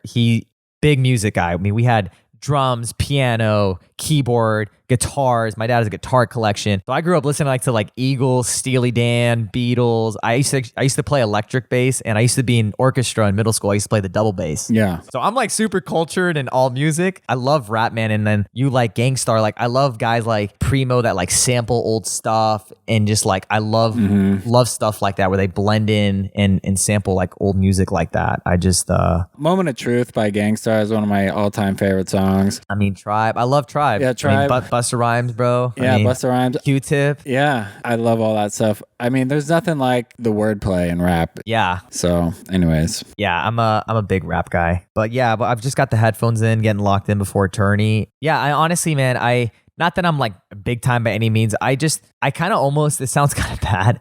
I don't like to be left alone, but like I said, I just do my own thing at a tournament because like I said, I don't treat it like a job, but I'm here for a purpose. Sure. Like, I don't know if you like basketball. Like, I love Allen Iverson. That was my favorite player growing up. And he was known for like going to clubs and going out the night before. But when it came to game time, he's locked in. Like it's business, Yeah. and that's kind of how I go about I wouldn't say life, but that's how I go about when it comes to pickle. I'll be very straightforward with you. I don't put in nearly the hard yards some of these pros do. But as you can see firsthand, I can hang with the J-Dub and all of these guys doing my thing, and that's just what works for me. Speaking of the hard yards, what does it take to dedicate yourself, or what does it look like to dedicate yourself full-time to pickleball? A lot of athletes, LeBron James, for example, will spend $1 million on his body. I don't think that pickleball's at that level yet, but is it headed in that direction? I mean, I know some pros I've seen on Instagram. I don't follow them, but they come up my suggested. I've seen them doing workouts on the beach with a personal trainer. I know, I'll just put her name out. I know Catherine. I believe she the trainer travels with her. And like I said, man, I'm not trying to discourage anybody. I don't think the game's at that level yet. If I had the budget, I guess, quote unquote, sure, I'll hire somebody to do it. But just being honest, I don't really need somebody there with me. Like the game just isn't that brutal in my opinion. I'm not trying to discourage her. Like she's there for 3 days, so I can't relate. She's obviously got a long grind. Like I said, man, the way I live my daily life, I'm very disciplined. I eat very clean. I try not to drink too much. I don't smoke. I'm on the court all day. So that's just kind of by default, what I'm trying to say is I kind of stay in shape. So I don't really have to get in shape. But one thing I've been doing this year a little more, like I said, I've been getting a little more sore after tournaments is right when I kind of get home, I do the ice baths. Yeah. And I feel like that's been helping a little bit, alleviate a little tightness. I still feel fine. Like I said, I go back to work the next day, I'm totally fine, but I feel the muscles a little tight. I'm like, oh, if I move a little too fast or take off too hard, it's a little tender. Like I said, I went to school, I study nutrition. I don't do, even at tournaments, I don't really do Gatorade, Powerade. I don't do soda. Yeah. Really, I'm just kind of coffee, water. I'll do some emergency or some electrolytes, like Noon tablets I really like. I try to treat my body, like a temple, so to speak. Yeah, that's just kind of how I go about it. I don't calorie count. I don't really watch stuff. The way I kind of go about it, if this sums it up, is it's more what I not eat. I don't do McDonald's. I'm not doing fries. I don't do burgers. I don't really do pizza. I don't put junk in my system. So I'm not that guy, weekend comes and Monday hits. Oh, I need to sweat out that tequila, bro. Like, that's not me. Yeah. Yeah, that's kind of my routine, and luckily shout out to my girlfriend, Nika. She cooks and we're both on, the health grind. So she cooks up pretty healthy meals. We're doing pasta with some healthy sauce, maybe a little chicken in there. We're doing kind of like a chicken Madeira with like some asparagus, stuff like that. We're not eating junk. The only thing we do is go out to restaurants and do takeout. Even then, we're not doing Chipotle and stuff. We're doing good quality food. Yeah, that sounds delicious. Okay, so we touched on it a little bit. Where do you put your singles game up against like the top guys? I try to be super humble. I don't want to brag. Honestly, man, and this is what people have told me. I think easily, in my opinion, and I have the wins to prove it. I don't want to toot my own horn. The only one I haven't beaten on the tour is Ben. If that kind of gives you a perspective of my game, I would say I'm top 3 easy. These guys are all very good, and I think Ben's the GOAT, and Tyson is amazing. He's put in the hard yards, but I think on any given day, given the amount of time I've put in, and a lot of these guys, you got to remember, I've been playing a lot longer than I have too. Like, really, I started in 2020, but to answer your question, I think top 3, for being honest. I don't know, but here, let me ask you this. Let me flip it to you. Before you even took a lesson and just heard about me or whatever, like, hey, take a lesson with Gabe, like he plays pro, like had you seen my matches or anything? When we first met, no, but I think once I took a lesson and met you, I started to pay more attention, watch the streams, like specifically follow you. Yeah. Just this last PPA, that match versus Jada was the only one I saw, but I think that's the best I've seen you play. I play better, but yeah. Really? Yeah, okay. Yeah. I haven't seen all your matches yet, but yeah. you looked very solid. Okay. So yeah, you've had some great wins. What is it like to play Ben Johns in singles, and what is it about him? He's just extremely calculated, and I'm not trying to brag or anything. Like you just said, if you took me and him, like I think stroke production wise, I have a little bit of cleaner strokes. I'm definitely, I would say, more fitter than him. He's very smart in the way that I think he definitely probably has one of the best, if not the best, cat and mouse game. But also, he's smart where, and I don't want to give all the jewels out, he knows against me, pace is not the way to go. So what he does, and I know this, every time I return, especially if I return a little short, he just hits a soft little dropper into the kitchen and we get into cat and mouse every time. Not that my cat and mouse is bad, he's just better at it. And I will full-fledged say that. Like, I give him his props. I've split games with Ben a bunch. He's tuned me up a couple times, and I've had chances to not beat him, but like make it very, very close. I think actually at US Open 2021, I was up, we had split games, and I was up, I think 7 or 8-4. And I think that's probably the closest I've ever come to really beating him. He's just super calculated, I don't want to give him too much credit, but he's kind of like Fed, honestly, like Federer in the sense that it almost looks like, people say it even in the streams, like it looks like he's bored and not exerting too much energy. And that's because he's kind of smart with it, Like if you took one of his matches and saw my matches, you would see it looks like I'm working 10 times harder than what he's doing. Yeah, different styles. And he's found his niche. And like I said, man, he's low-key the GOAT because he's lost in singles, maybe like 2-3 times in the last like 2 years. Even in doubles, it's pretty unreal. And I wish Pickle was a little bigger because honestly, what he does do is pretty unreal. He triple crowns pretty much every time. It's amazing. And it seems like his game's always evolving too. Yeah. But it's funny. I haven't played him since last time we played was 2021. I think we played at the Masters at La Quinta. That's the last time we played. And I think I lost like 6-6. But honestly, man, I've been itching to play him again. I love to gamble. Like, we're Vegas and we're making the odds. Obviously, he's the favorite to win. I'm not stupid.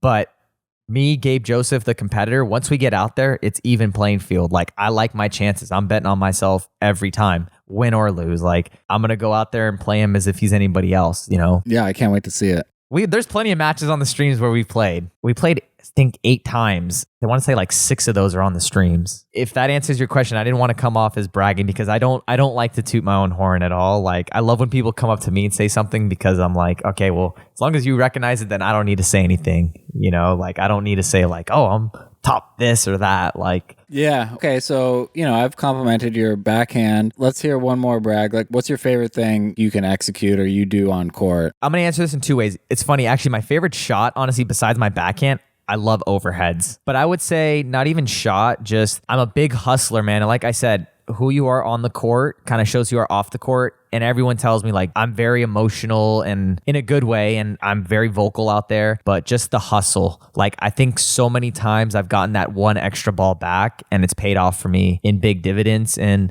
Scott Crandall, who I've played with and is one of my good friends, and he tells me, he's like, dude, your speed is not just a neutralizer to get you back on the point. Like it's a weapon, it's an offensive, whether it's open stance, backhands on the run, like you turn your hustle into offensiveness, which is pretty rare. I don't think personally, if you want me to brag, I don't think anyone's faster than me on the tour. Yeah, you're getting to every ball. Yeah, I don't think anybody's quicker than me, let alone like turn offense into like some of the positions I get in, Yeah. But that's my last brag. All right. I think I dropped something, my pride. No, well, I want to talk about what you're proud of, like biggest accomplishments. There was the LA Open in 2022. Oh man, I've been lucky. I've been blessed with a couple, but go ahead, finish your question. I want to cut you off. So you won the LA Open in 2022. I did. Solid day, solid win. Did you watch that on the stream? I didn't see it. God damn it, Josh. I thought we were friends, bro. I was following along all day online. I don't think I actually saw the matches. Solid day there. Yeah. So I would say a couple moments. That's my most recent, I would say, favorite moment. And it was really cool because obviously it was in LA, hometown. It's one of those, man, I'm a little sidetracking, but I would say the biggest thing, like my enemy, is honestly myself. I'm going to kind of lay it out for you. I was in, I think, the quarterfinals and I lost to Julian. We'd split games. And it's on the stream. I was honestly feeling kind of a little bit disappointed, to be honest, very hard on myself as usual, very down. And I had my dad there. I had my boy Amit there, who I had a bunch of friends come out. Like it was literally like a group of 10 people, like Joey, the owner of Pickleball Exchange, him and his friend Joel were out there. Jason was there. He was playing. Yeah. And everyone was like, dude, fuck it, bro. Don't even worry about it. Like, dude, you'll get like hustle in the back. Like you can grind through, get back. Like this tournament's fucking yours. And I always tell Amit, dude, I'm like, bro, if I had the budget, I want you at every fucking tournament because he's my hype man, bro. Absolutely. Not only does he follow all my matches, this dude texts me all the time. And one thing, I used to always play with my Apple Watch on. I don't anymore just because it kind of bothered me, but he used to text me during the matches. He's like, bro, like, come on, like, you fucking got this. Like, let's go. He's like, big win, big serve, like, whatever, But anyways, dude, and then I got in the back draw, had a couple big wins. I don't remember in order, but it was like, I played a couple guys in the back, had to play James Ignatowicz, I had to play Rafa, I had to play Fed, and then got all the way back to the back draw. But yeah, winning that tournament in my hometown. And then obviously if you saw my Instagram post, like having my pops there because he likes to go to all the tournaments. And every time he plays like at Chatsworth or any rec play anywhere, like he loves to wear like the same shirts I have, like my sponsor, so he'll wear like an Ace shirt and then he'll use the paddle and then he kind of tells everybody, he's like, yeah, like my son Gabe plays. I'm like, Gabe Joseph, and so he gets his little proud moment. But yeah, to do it there was really dope. Yeah, that's awesome to have all that support in your hometown. I just pulled up the bracket here. So yeah, you went through the back draw, ended up beating Dylan Frazier twice for the gold. Had to beat him 2 out of 3 and then the 1 to 15. It was, I think I played like 8 or 9 matches that day. It was a long day. Yeah. And then to beat Frazier twice, that's tough. Yeah. But yeah, man. And then my other proudest moment, this was 2021 US Open. So I was in the semis and I'm playing Ben.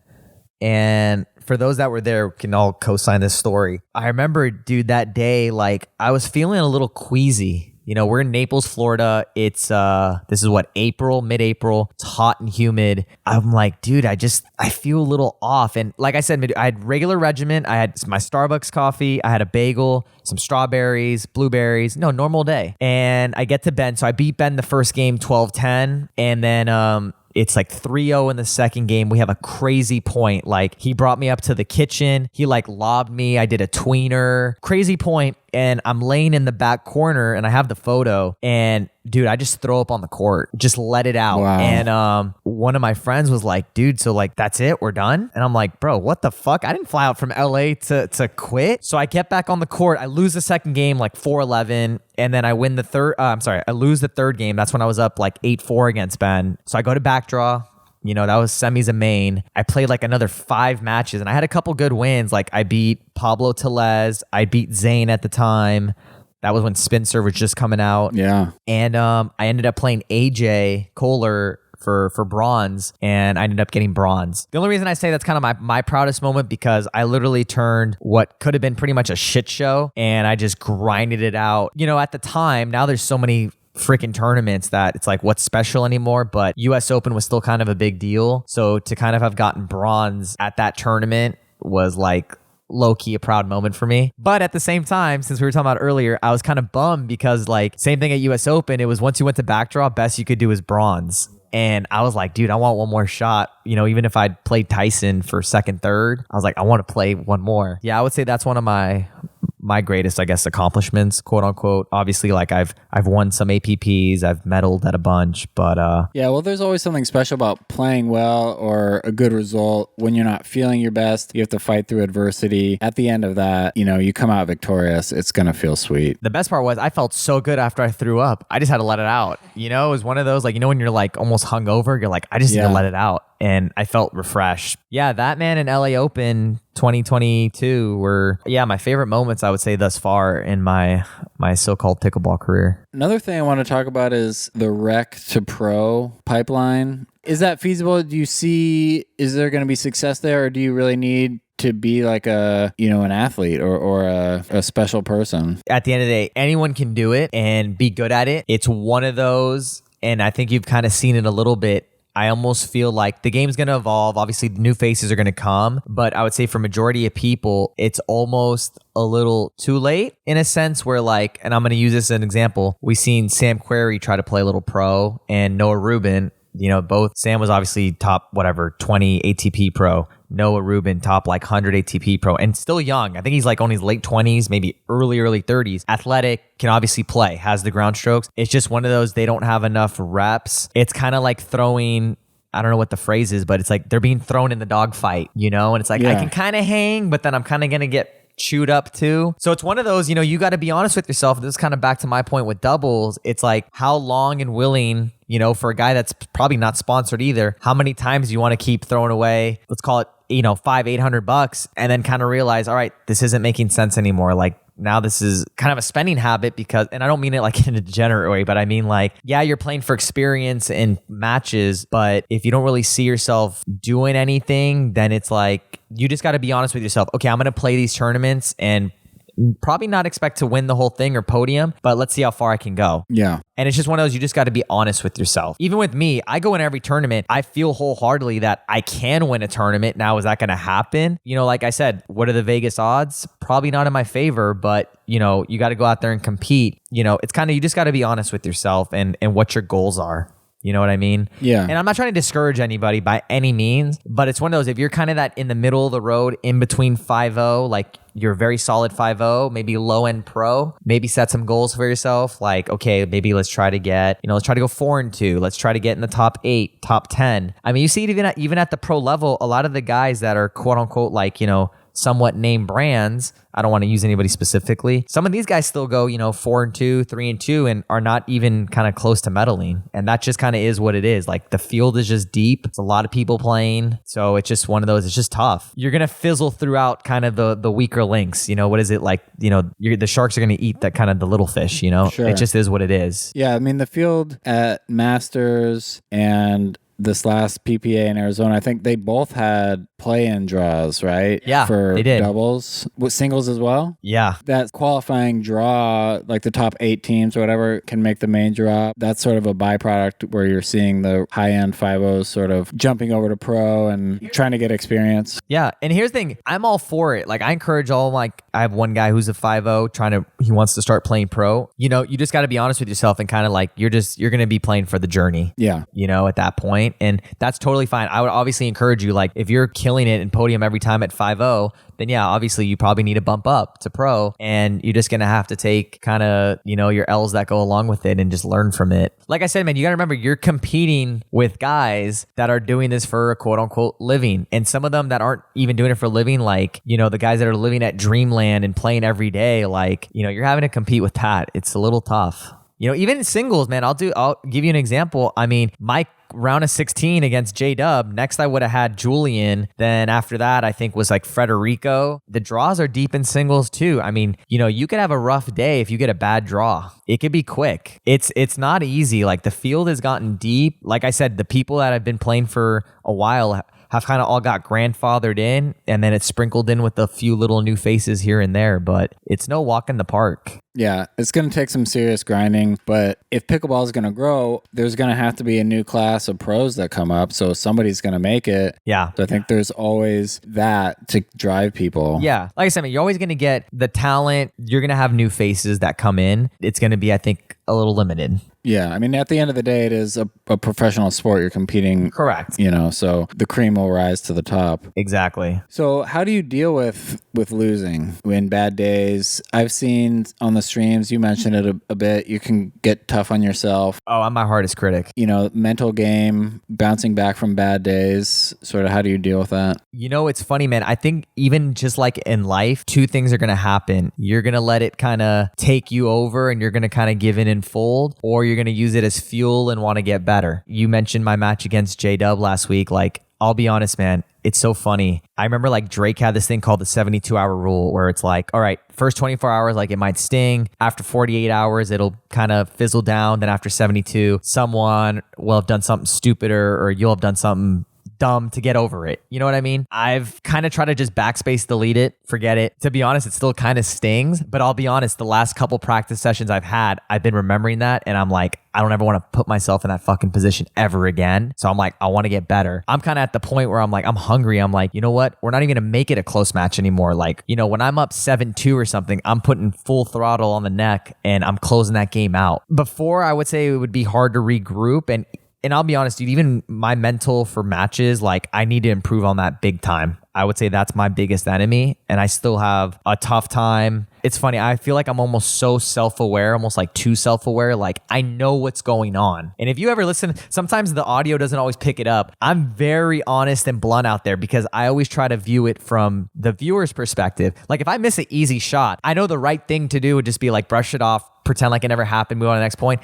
I don't function like that. Like I know that was easy. So I might say something like, oh my God, dude, like that was a cookie I just missed. I'll even sometimes say, I know this is kind of bad, but I'll be like, bro, like he literally breastfed me the ball. Like that was a joke. Like how do I miss that? That's kind of how I cope with things. But for instance, I'll use that as a good example. After having those 3 match points in game 2 against JW, not closing it out, I already told myself, obviously, like anybody would in game 3, it's like, forget it, new game, restart. And I think I was even up like 4-3 in the third. I will admit it was still lingering in the back of my mind, like, fuck, now I'm in this position where I have to win game 3. To answer your question, like I had a rough tournament. It was the last one of the year, but at APP Mesa in December, I went like 1-2 in singles. Like it is not a fun feeling. And it's so funny. That was the first time I ended up playing doubles with Will from Ace. And we did it more to hang out because it was actually the first time I met him in person. We'd just been dealing with each other over the phone. Yeah. Dude, that tournament feels a lot longer playing singles Thursday, having to wait Friday, and then not having a good doubles day that Saturday. It kind of sours the trip, and then it makes that flight feel a little bit longer going home. Yeah. But like I said, man, it's gonna do 2 things. You're either gonna want to improve and get better, or you're gonna be like, fuck, I hate the sport. Like, why am I playing? This is stupid.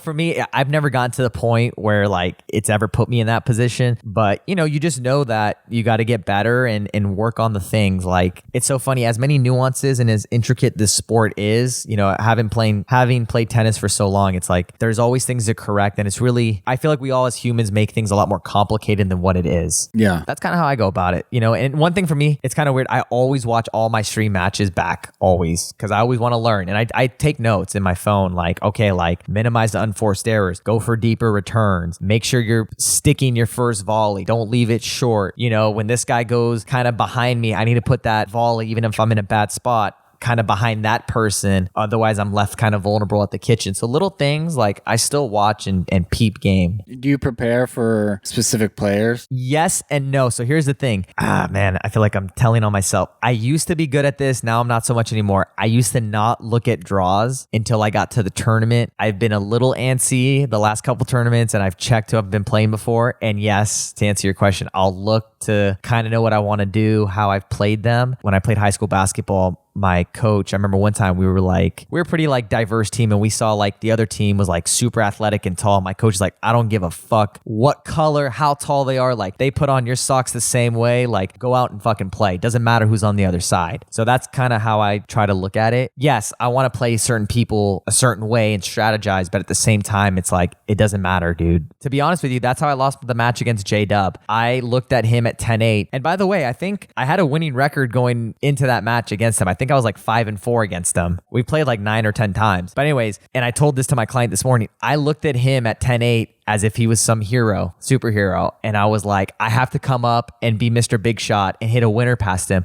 When guess what? Last time I checked, you can watch the match. He made some routine volley mistakes. So I should have made him fucking play and not given away that match, in my opinion. As you said, I looked fitter. I would say I looked like the better player. Obviously, I kind of beat myself, and someone PPA tagged me in a reel, and it was so funny. I saw somebody comment in the comment section. They were like, Joseph managed, hold on, I'm going to butcher it. I gotta pull this up because you're going to laugh at this. It's so good. Like this dude summed it up perfect. I literally wasn't even mad because it was so good. I'll give him some props. Tim Cruz, love you, said Gabriel Joseph had the win in game 2 on his paddle, but he managed to snatch defeat from the jaws of victory. Wow. And I was like, bar. That summed up the match perfect. I had that match in the bag and I somehow managed to pull defeat out of the victory bag instead. Out of my whole career of any sports, like that one low key stung the most. Really? Yeah, low key. Because I had so many opportunities. Yep. The first one, if you watch the match closely, 10-8, I double fault the first one. I went for a big serve. I hit it a little out. And to be honest with you, I kind of wanted a freebie point because at 9-8, he had missed a return. Mm-hmm. So I was like, let me go for another big serve. Hopefully he misses the return. And if not, maybe I'll get a short return. And then I missed 2 pass shots trying to be the hero. So that hurts. And at the pro level, even in tennis or any sport, if you don't execute those small opportunities, they don't come back. And I'm not even trying to toot JW's horn, like with any of the guys, like 9-7, whatever, 10-6. If you get a little lackadaisical and didn't execute, you might not get that side out. And that was pretty clear proof. And I definitely got a little tight because if you saw at 8-10, I missed a serve return. 9-10, I missed a serve return. I think he hit 8-10, he hits a forehand winner. 9-10 and 10-10, I missed 2 returns. And I think 11-10, I missed the silly volley. So that's clearly nerves and I would say a little mental weakness. Right. Because I told myself, I'm like, dude, I just need a side out and I'm fucking closing this match. Yeah. That's what killed it for me. Yeah, well, I like to hear you run it back. I appreciate the fact that, you're taking a positive spin and really letting it fire you up. Oh, dude, like I said, I'm very honest and transparent. I look at it from the viewer's perspective. Like, I'm not naive to the fact that, what's going on out there. Like I said, I'm my hardest critic. I think I'm very, comical and a character out there, too. Just me as a person, as I've grown up, I'm not the JW or a Ben who can just kind of restart and not show any emotion for a point. Like sometimes you can't tell if they're winning or losing because they're just so monotone. Yep. That's just not how I go about things. Honestly, man, I think guys like me and Julian are so good for the sport because it shows that character side. I think pickleball needs more charisma, personality. I think sometimes it could be a little bland. Yeah, I think MLP is bringing some of that fire. For sure. But that's because of the team atmosphere. Yeah, it's a cool format. So you're meshing all the personalities and it's team. So it's a little different. And that's what I think pickleball needs to eventually come to because I feel like, like I said earlier, it's like, dude, what's a special tournament anymore? Because you just got whatever. We had PPA last week. Now we got PPA next week. It's like, even if you win one, it's like, guess what? Savor that win now because there's another tournament next week. And then there's another tournament after that. So there's just so many where I feel like it's going to become like the ATP tour where it's just like, you're going to have, your 250s, your 500s and your 1000s. And then maybe like MLP, you'll have like a little Davis Cup. I think if whatever we call it, the commissioner of pickleball was smart, they need to get together and make like a team atmosphere. And then maybe pay people some salaries. Yeah. You know, maybe that's how those guys make a living. By those guys, myself too, I guess, playing a sport. But I don't know. And I don't know the viewership numbers. I feel like MLP probably got a good amount of eyeballs. Yeah, I like the MLP format. I think it's really fun for the game. I do too. I'll be honest. I've watched a little bit here and there, but I think that's the way to go, in my opinion. I think it brings the team atmosphere, team camaraderie. You know, you're throwing in some doubles, mix, some singles. You know, I think it was kind of cool, I guess, in a sense that like Anna Lee played Tyson in a couple singles points. You know, very cool. I think it brings a different element to the game. For most of the players, do you think it's their sponsorships, like you mentioned before, that really allows for them to get out there because the payouts aren't there yet? 1,000%. I mean, I don't know people's numbers and what they're getting. Sure. I know what just I got, but it has to be. I'll put it that way, because there's no way, unless you're some non-pro who's just got, bank, then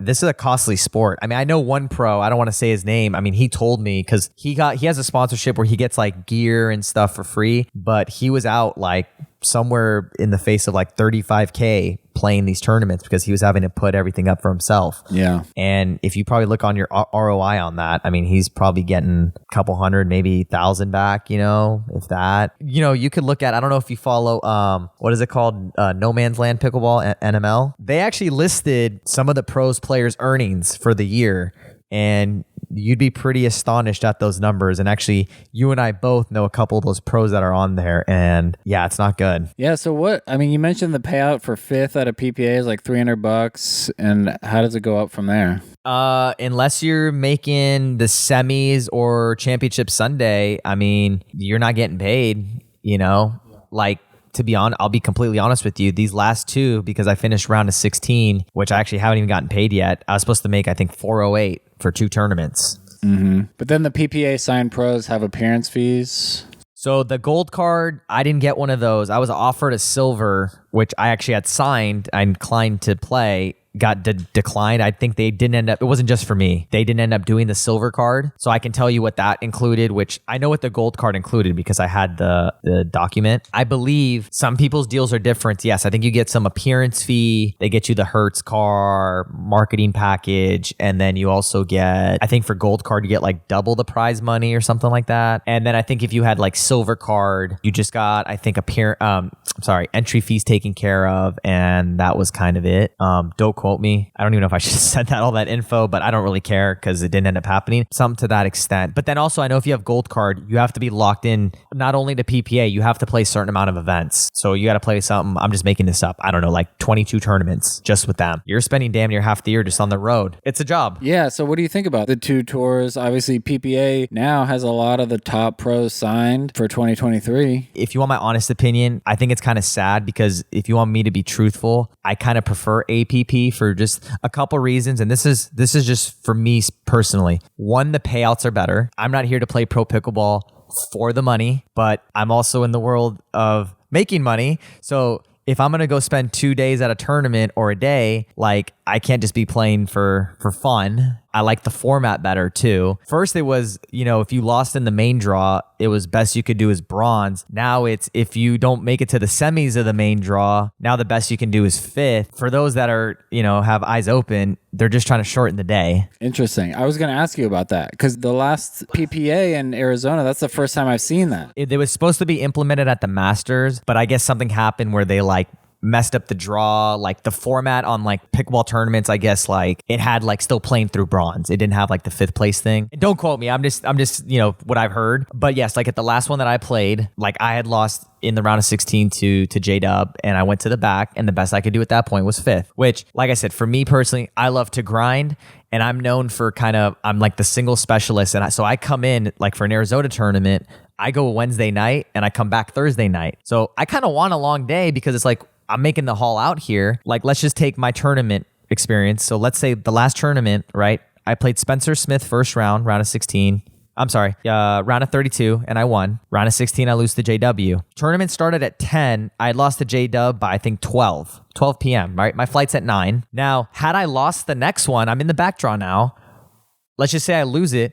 Dude, my day's over at 12:30. So literally, I flew in the night before to play 2.5 hours at a tournament? Yeah. It just doesn't really sound right. My thing is like, if I'm going to play a tournament, I want to grind all day. So I love the old format when they used to do it, when it wasn't even PP or PP, just if you lost, guess what? You could still come back and play for gold. And that's happened to me before. So I think now it's pretty clear. They just want to shorten the day up. And here's the thing. I get it. For Ben and Tyson and these guys who are playing 3 events, mixed men's, doubles, and singles, they probably don't want to grind all day. And I get it. But like, it's a little whack in my opinion. Yeah. Did you know that format had been changed going into the last PP? Actually, Julian had told me at the Masters. We were both in the backdrop. Actually, we ended up playing each other. But yeah, he's like, dude, best you can do is 5th now if you don't make the semis of the main. I have no clue. So how's that being received by all the other guys? How the other pros taking it? I don't really know, like I said, but I feel like if I was like in their shoes, I feel like for them, if they want a short day and they're playing 3 events, they don't mind.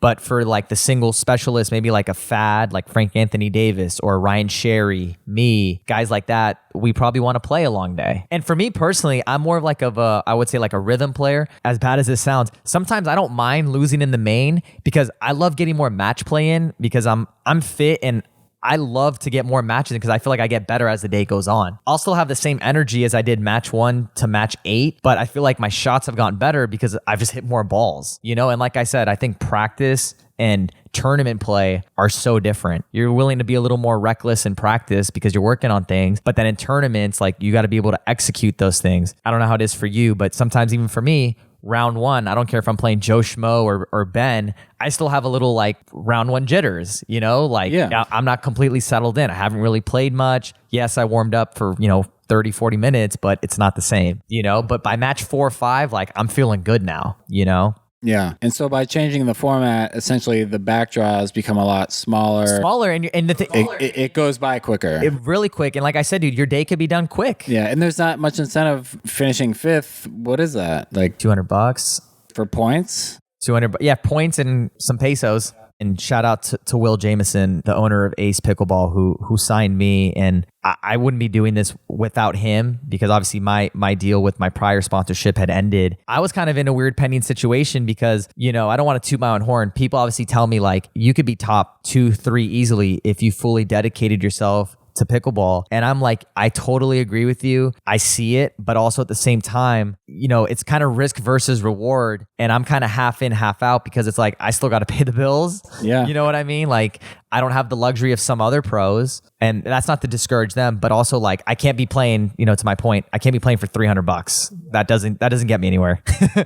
Point on that is this year, because of Ace, this will actually be my first full-time year of playing pickleball. So we'll see what happens. Yeah. So, talk a little bit about the future. What's your calendar look like coming up? I don't look too far ahead just because, dude, life changes. Like you might have this going on next week. My girlfriend, we might have plans. So I have on the schedule right now, let me see. So I'm playing the PPA next week in Arizona, February 16th next week. Then I'll be playing APP San Diego because that's here. Then I'm going to be playing APP Mesa, which is the 30th of March. And then I believe it's going to be that Utah PPA that first week of April. And then I haven't looked anything past that yet. So that's kind of the calendar for right now. Well, that's good. That's a decent amount of events, I feel like, for you. Just singles and all those? Yeah, those will be just singles. And it's funny because, like I said, Will and I have a pretty good mutual understanding. He had asked me, he's like, did you want to play dubs? And I was like, honestly, bro, I was like, if you don't mind, I kind of just want to grind it out in singles. So those will just be singles for now. And I'm sure people kind of know this, but I try to stay obviously as much West Coast as possible just so I don't have to make the long hauls. Doing the quick trips to like Florida or something is hauling ass, Yeah. And so what are some of your goals for these tournaments? I knew you were going to ask me this. Goals for this year. How important is pickleball to you? Like this whole night we've been talking about your job versus your pickleball career and sort of balancing the two. How invested do you see yourself getting in the sport? Yeah. Even outside of competing, I know you're a coach, so there's that. It's really a big part of your life, but just kind of discuss where you see it going for you. Yeah. No, dude, that's a great question. And I knew you were going to ask me this. First, I just want to say, like, obviously I love the game. It means a lot to me because it's given me kind of this second opportunity, resurgence, as I'm sure it has to a lot of people who couldn't either play pro tennis or a pro sport, you know, and I'm not trying to like, you know, downplay it. And I always tell people, and a lot of people have actually given me kudos for this, which I appreciate, because I always tell people it's like I'm kind of half in, half out, meaning like I still work, you know, kind of handle business, and then I still go out and compete. So my goal is, as a whole, once probably the sport gets a little bigger and the money's there, that I can eventually delve in and just compete full time and do the things you were talking about earlier, like maybe not get a trainer and stuff, but do the pro stuff, what a pro athlete would do. Right. You know, for one, and I'll tell you this, because people ask me like, do you have a coach? I would somewhat get a coach, not like someone for like strokes and stuff, but maybe like kind of a sports psychologist or an actual coach, maybe someone who would be willing to like come with me to tournaments, maybe even be more of like a support system more than an actual coach. But you know what I'm saying? Something like that. That's the ultimate goal. Hopefully I can just, you know, one day compete full time and just worry about that. But until that happens, I'm kind of still going to, you know, be half in, half out. Yeah. And I mean that in a good way, not like as like, oh, I don't like the game or something and I'm still going to just grind and then kind of play this for fun. No, it still means a lot. Like if you watch my matches, I mean, you would think I'm probably competing as hard, if not harder than anybody out there. I mean, it means obviously a lot to me. But short-term goals, I would say, I'll be honest, going into the new year, because I like New Year's resolutions, was obviously to make as many championship Sundays as possible for PPA, I guess. APP, sometimes tournaments are done the same day. Obviously, podium as much as I can would be the ultimate goal, quote unquote. I guess after playing 2 PPA so far, I would say realistically is I don't want to downplay it, make a championship Sunday if we're going to be realistic, I guess, because like I said, fields are tough, draws are deep. I think it's possible though. So that I would say is kind of my short-term goal, meaning like in the next few months is make a championship Sunday. And then honestly too, my first 2 years, I guess, of playing pro, 2020 and 2021, I'd finished top 5 in singles. Last year, I believe I finished like top 10 or 15. So I want to get back in probably at least the top 5 would be nice. But honestly, the only reason the guys in front of me have passed me just because they played more tournaments, not because of the results. So I lost points, I guess, quote unquote. Yeah, those are the goals. And then because you asked me outside of competing off the court, work-wise is another thing, G14 classified, but I have a buddy who is going to be opening up a pickleball facility somewhere in the area. I can't say where. I've heard these rumors. Okay, so I will actually be director of pickleball when this place opens. So I'm going to have my hands tied doing that. That's going to be a nice gig. And I'm honestly, I don't want to throw my eggs in one basket, but I'm really looking forward to that gig when it happens. Yeah, that sounds exciting. So yeah, and I'm going to have a nice title, which is going to be, it's going to be a lot of work and hard work, but it's going to be a lot of fun and I can kind of do my own thing. You know, obviously at the club I'm at right now, I'm actually an independent contractor, so I don't get benefits or I'm not on salary or anything, which is great because I just get, you know, straight money and then, you know, do my thing. But, you know, I want to have kind of a more proper position, if that makes sense. So when this place opens up, which should be hopefully soon, I can't say when, but are we talking this year, next year, generally? If all goes well this year. Cool. Yeah, well, we'll all be looking forward to that. Yeah, so that's kind of the goal, you know, for off the court, which is still kind of a part of my job. But yeah, and then honestly, man, since you got me on here, get back into my podcasting.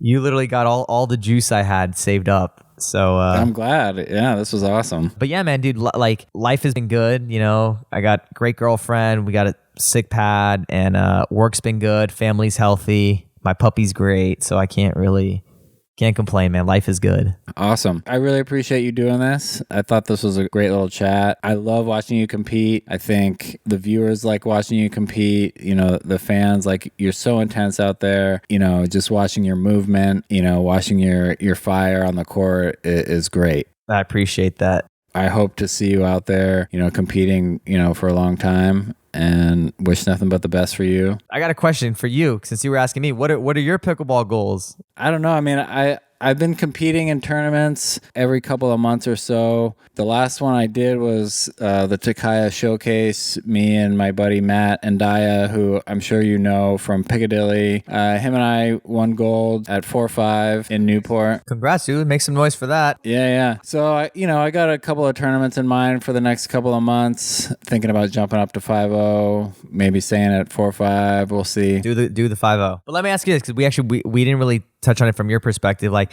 what's your amateur experience like at these tournaments? It's a long day. which can be cool because I'm out of the house, taking in the scene. Of course. Out there with my friends. Like, it helps when, you have a lot of friends competing there too. Dude, it's a great getaway. Even hopping on the flight, like I like to read books, just getting away, change of scenery, dude, it does a lot for the mental. But back to your point. At the Takaya, like I think, I get nerves just like everybody else, but having a bunch of friends competing as well, we're chatting before and between matches. I think that like helped calm me down. So Matt and I, we played great all day. I think that, it helped having the friends around. It's a long day, and especially if you're winning and you have to wait, in between matches. I was gonna ask you, like do the pros have those same complaints, like about waiting in between matches? I hate waiting too long. It honestly, it's a double-edged sword. It's one of those, like, if you're waiting a while, it's probably a good thing because obviously you're advancing throughout the day. And obviously, especially the further you advance, the more longer the waits are going to be. But yeah, it does suck because, I'm not old, I'm not trying to age you or anybody, but it's like, yeah, waiting around 2 hours, like you get stiff. I've had a bunch of tournaments where I've played for bronze, having to wait for a match or two to catch up to see who you're going to play. Like this happened to me at San Clemente. I remember I had to wait for... It was Ryan Sherry and James Ignatowicz playing. So I had to wait for them to play. Then I had to wait for like a women's match. And then I think they had to play one more to see who was going to play me. And it's like, I remember it was getting cold and a little dark out. And it's like, by then I've been waiting like 2 hours and you're kind of like at the point you're like, fuck, dude, I just want to play, like win or lose. You're like, I'm getting stiff. Like it's not easy. But then on the flip side, if you're like a Ben and you just cruise in a championship Sunday, think about it, for him, someone like him, his day's only 3 matches and he's done. And he's probably not waiting that long because he just plays his round of 16, his quarters, semis, and then he's done. So I don't know. It like I said, it has its pluses and its negatives. I think it should go back to just old school. If we're not going to do the full playback for gold, then it should be at least third, fourth for bronze, But yeah, man, I mean, dude, yeah, definitely make that jump to 5-0 and hopefully we'll see you in the pros and you're in it for more than the journey.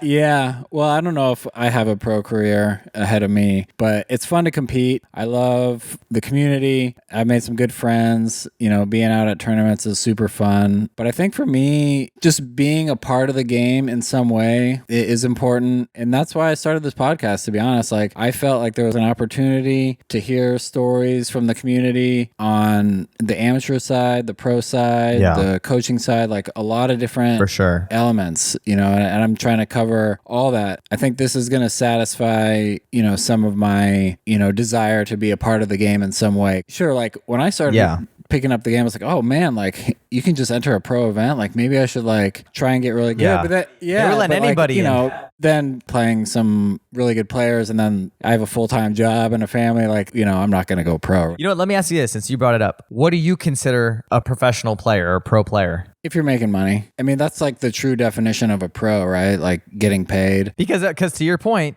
you could be the guy who, I know a couple people who just enters every pro event and then goes 0-2, but then he'll walk around and say like, oh yeah, like I play pro. Yeah. And sure, that person is playing in a pro bracket and more power to him. Like whatever people want to do is fine. He's sending his $300 to the Johns Foundation. Yeah. So, that's funny.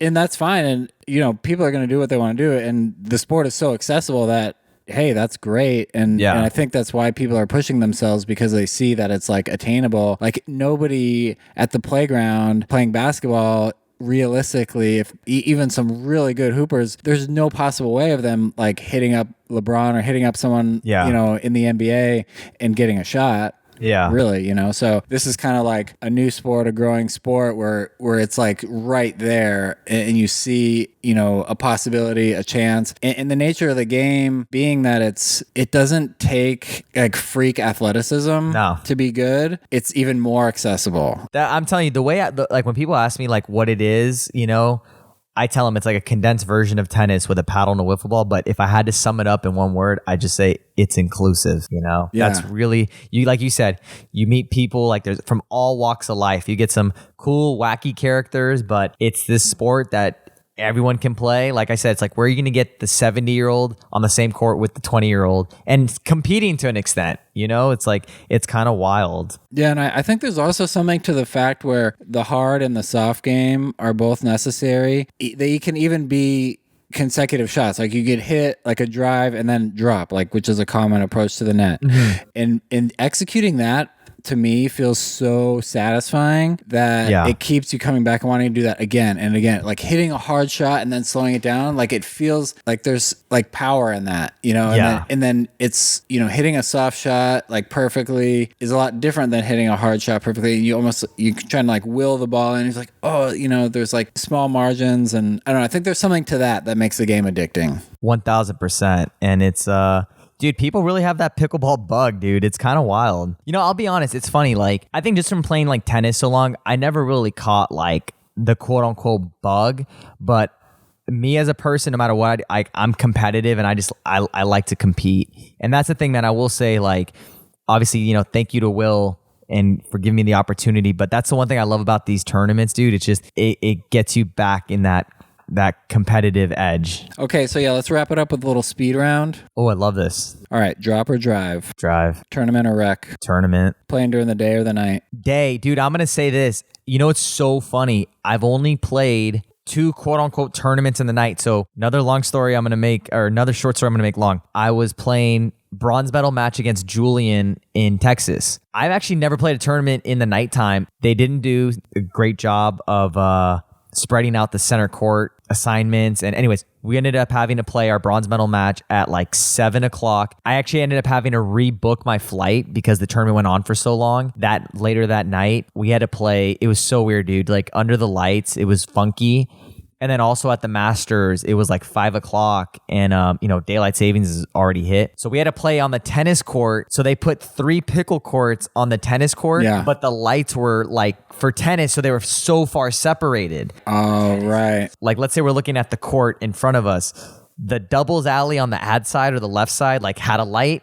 And then all the way the doubles alley of the tennis side had the lights, but there was no lights in the middle, like dividing, because it was just a big giant center tennis court. Not an excuse to lose, but like it was hard to see. Yep. So during the day is my answer. Singles or doubles? Singles. Oh, dude, that was a gimme. Left side or right side? When I do play dubs, like left. If I had to play the right, I'll play the right, but left because I love my backhand. So left. Mixed or gender? Gender. Dura or Franklin? Oh, good question. So I've had really good results with Franklins because I think it slows the games down, makes the points a little longer. But personally, I like Duras because I love to hit those drives and I love that ball pocketing in there. Favorite shot? My backhand, and then I would say probably backhand down the line.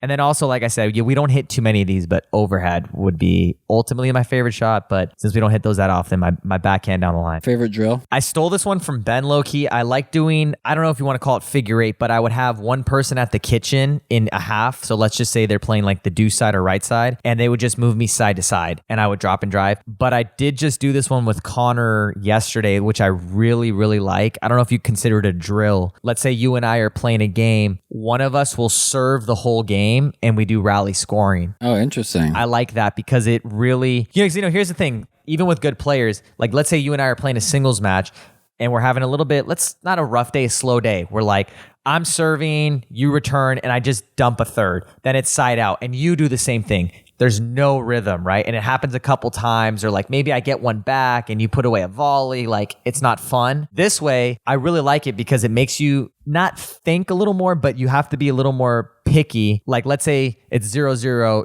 you hit a good return and I just dump a drive. Like, okay, now it's 0-1 because we're rally scoring. And even though I'm serving, I kind of have, I guess, a little bit of an advantage. You can't really afford to just miss thirds and follow-ups. You got to construct the points a little better. I like that. You got to be a little more calculated, I guess, in a sense. Yeah. I like that too. And like you're saying, getting in a rhythm, you can really groove your return or groove your serve based on what spot you're in. I like it for 2 reasons. One, you're going to get rhythm as a returner because obviously you don't want to miss returns and you want to focus on hitting them deep. And really, even in pickle in general, you have the advantage because you're at the kitchen first. Now, the good part for the server is since I'm serving the whole game, assuming you make every return, I'm going to always hit a third. No matter what. Yeah. So whether I make or miss, at least I'm hitting them. Whether if we're playing a regular game, I have to side out it, get it back. Let's say I dump it, side out. But this way I know like I'm guaranteed at least a third pretty much every time for the game. Sure. And then we'll switch. Then you would do a game to 11, you just serve, I'll return. And then as a returner, I'm like, I just want to work on, like one thing I've been really just trying to work on, instead of even being so picky with placement of who I'm playing, I've just been really trying to work on just deep return. Yeah. 'Cause I feel like when I watch my matches, I end up missing a lot of mine short in the tape, or obviously like spraying a few long, but I've really been trying to eliminate short returns. Okay, and last thing, favorite courts in SoCal? Good question. I'm a bit of a snob in this sense because I honestly play a couple of just private courts, like facility, I guess. Can we just... Yeah, favorite place to play, favorite place to hang out, be wherever. Low key, one of my favorite venues, I would honestly say, would be TTC. What is that? At Newport. Or I've never really practiced there, but I really like the San Clemente venue. Is really nice. Now to practice on the regular, I got to just shout out to my boy Daryl. He's my client, and he lets me use his beautiful court in his backyard in the Oaks of Calabasas. Not too shabby of a place to be. Nice. Beautiful court. He's super nice. He lets me use it whenever I want to practice. All right. Well, Gabe, this has been fun. Thank you so much. Thank you, brother. Thanks for listening.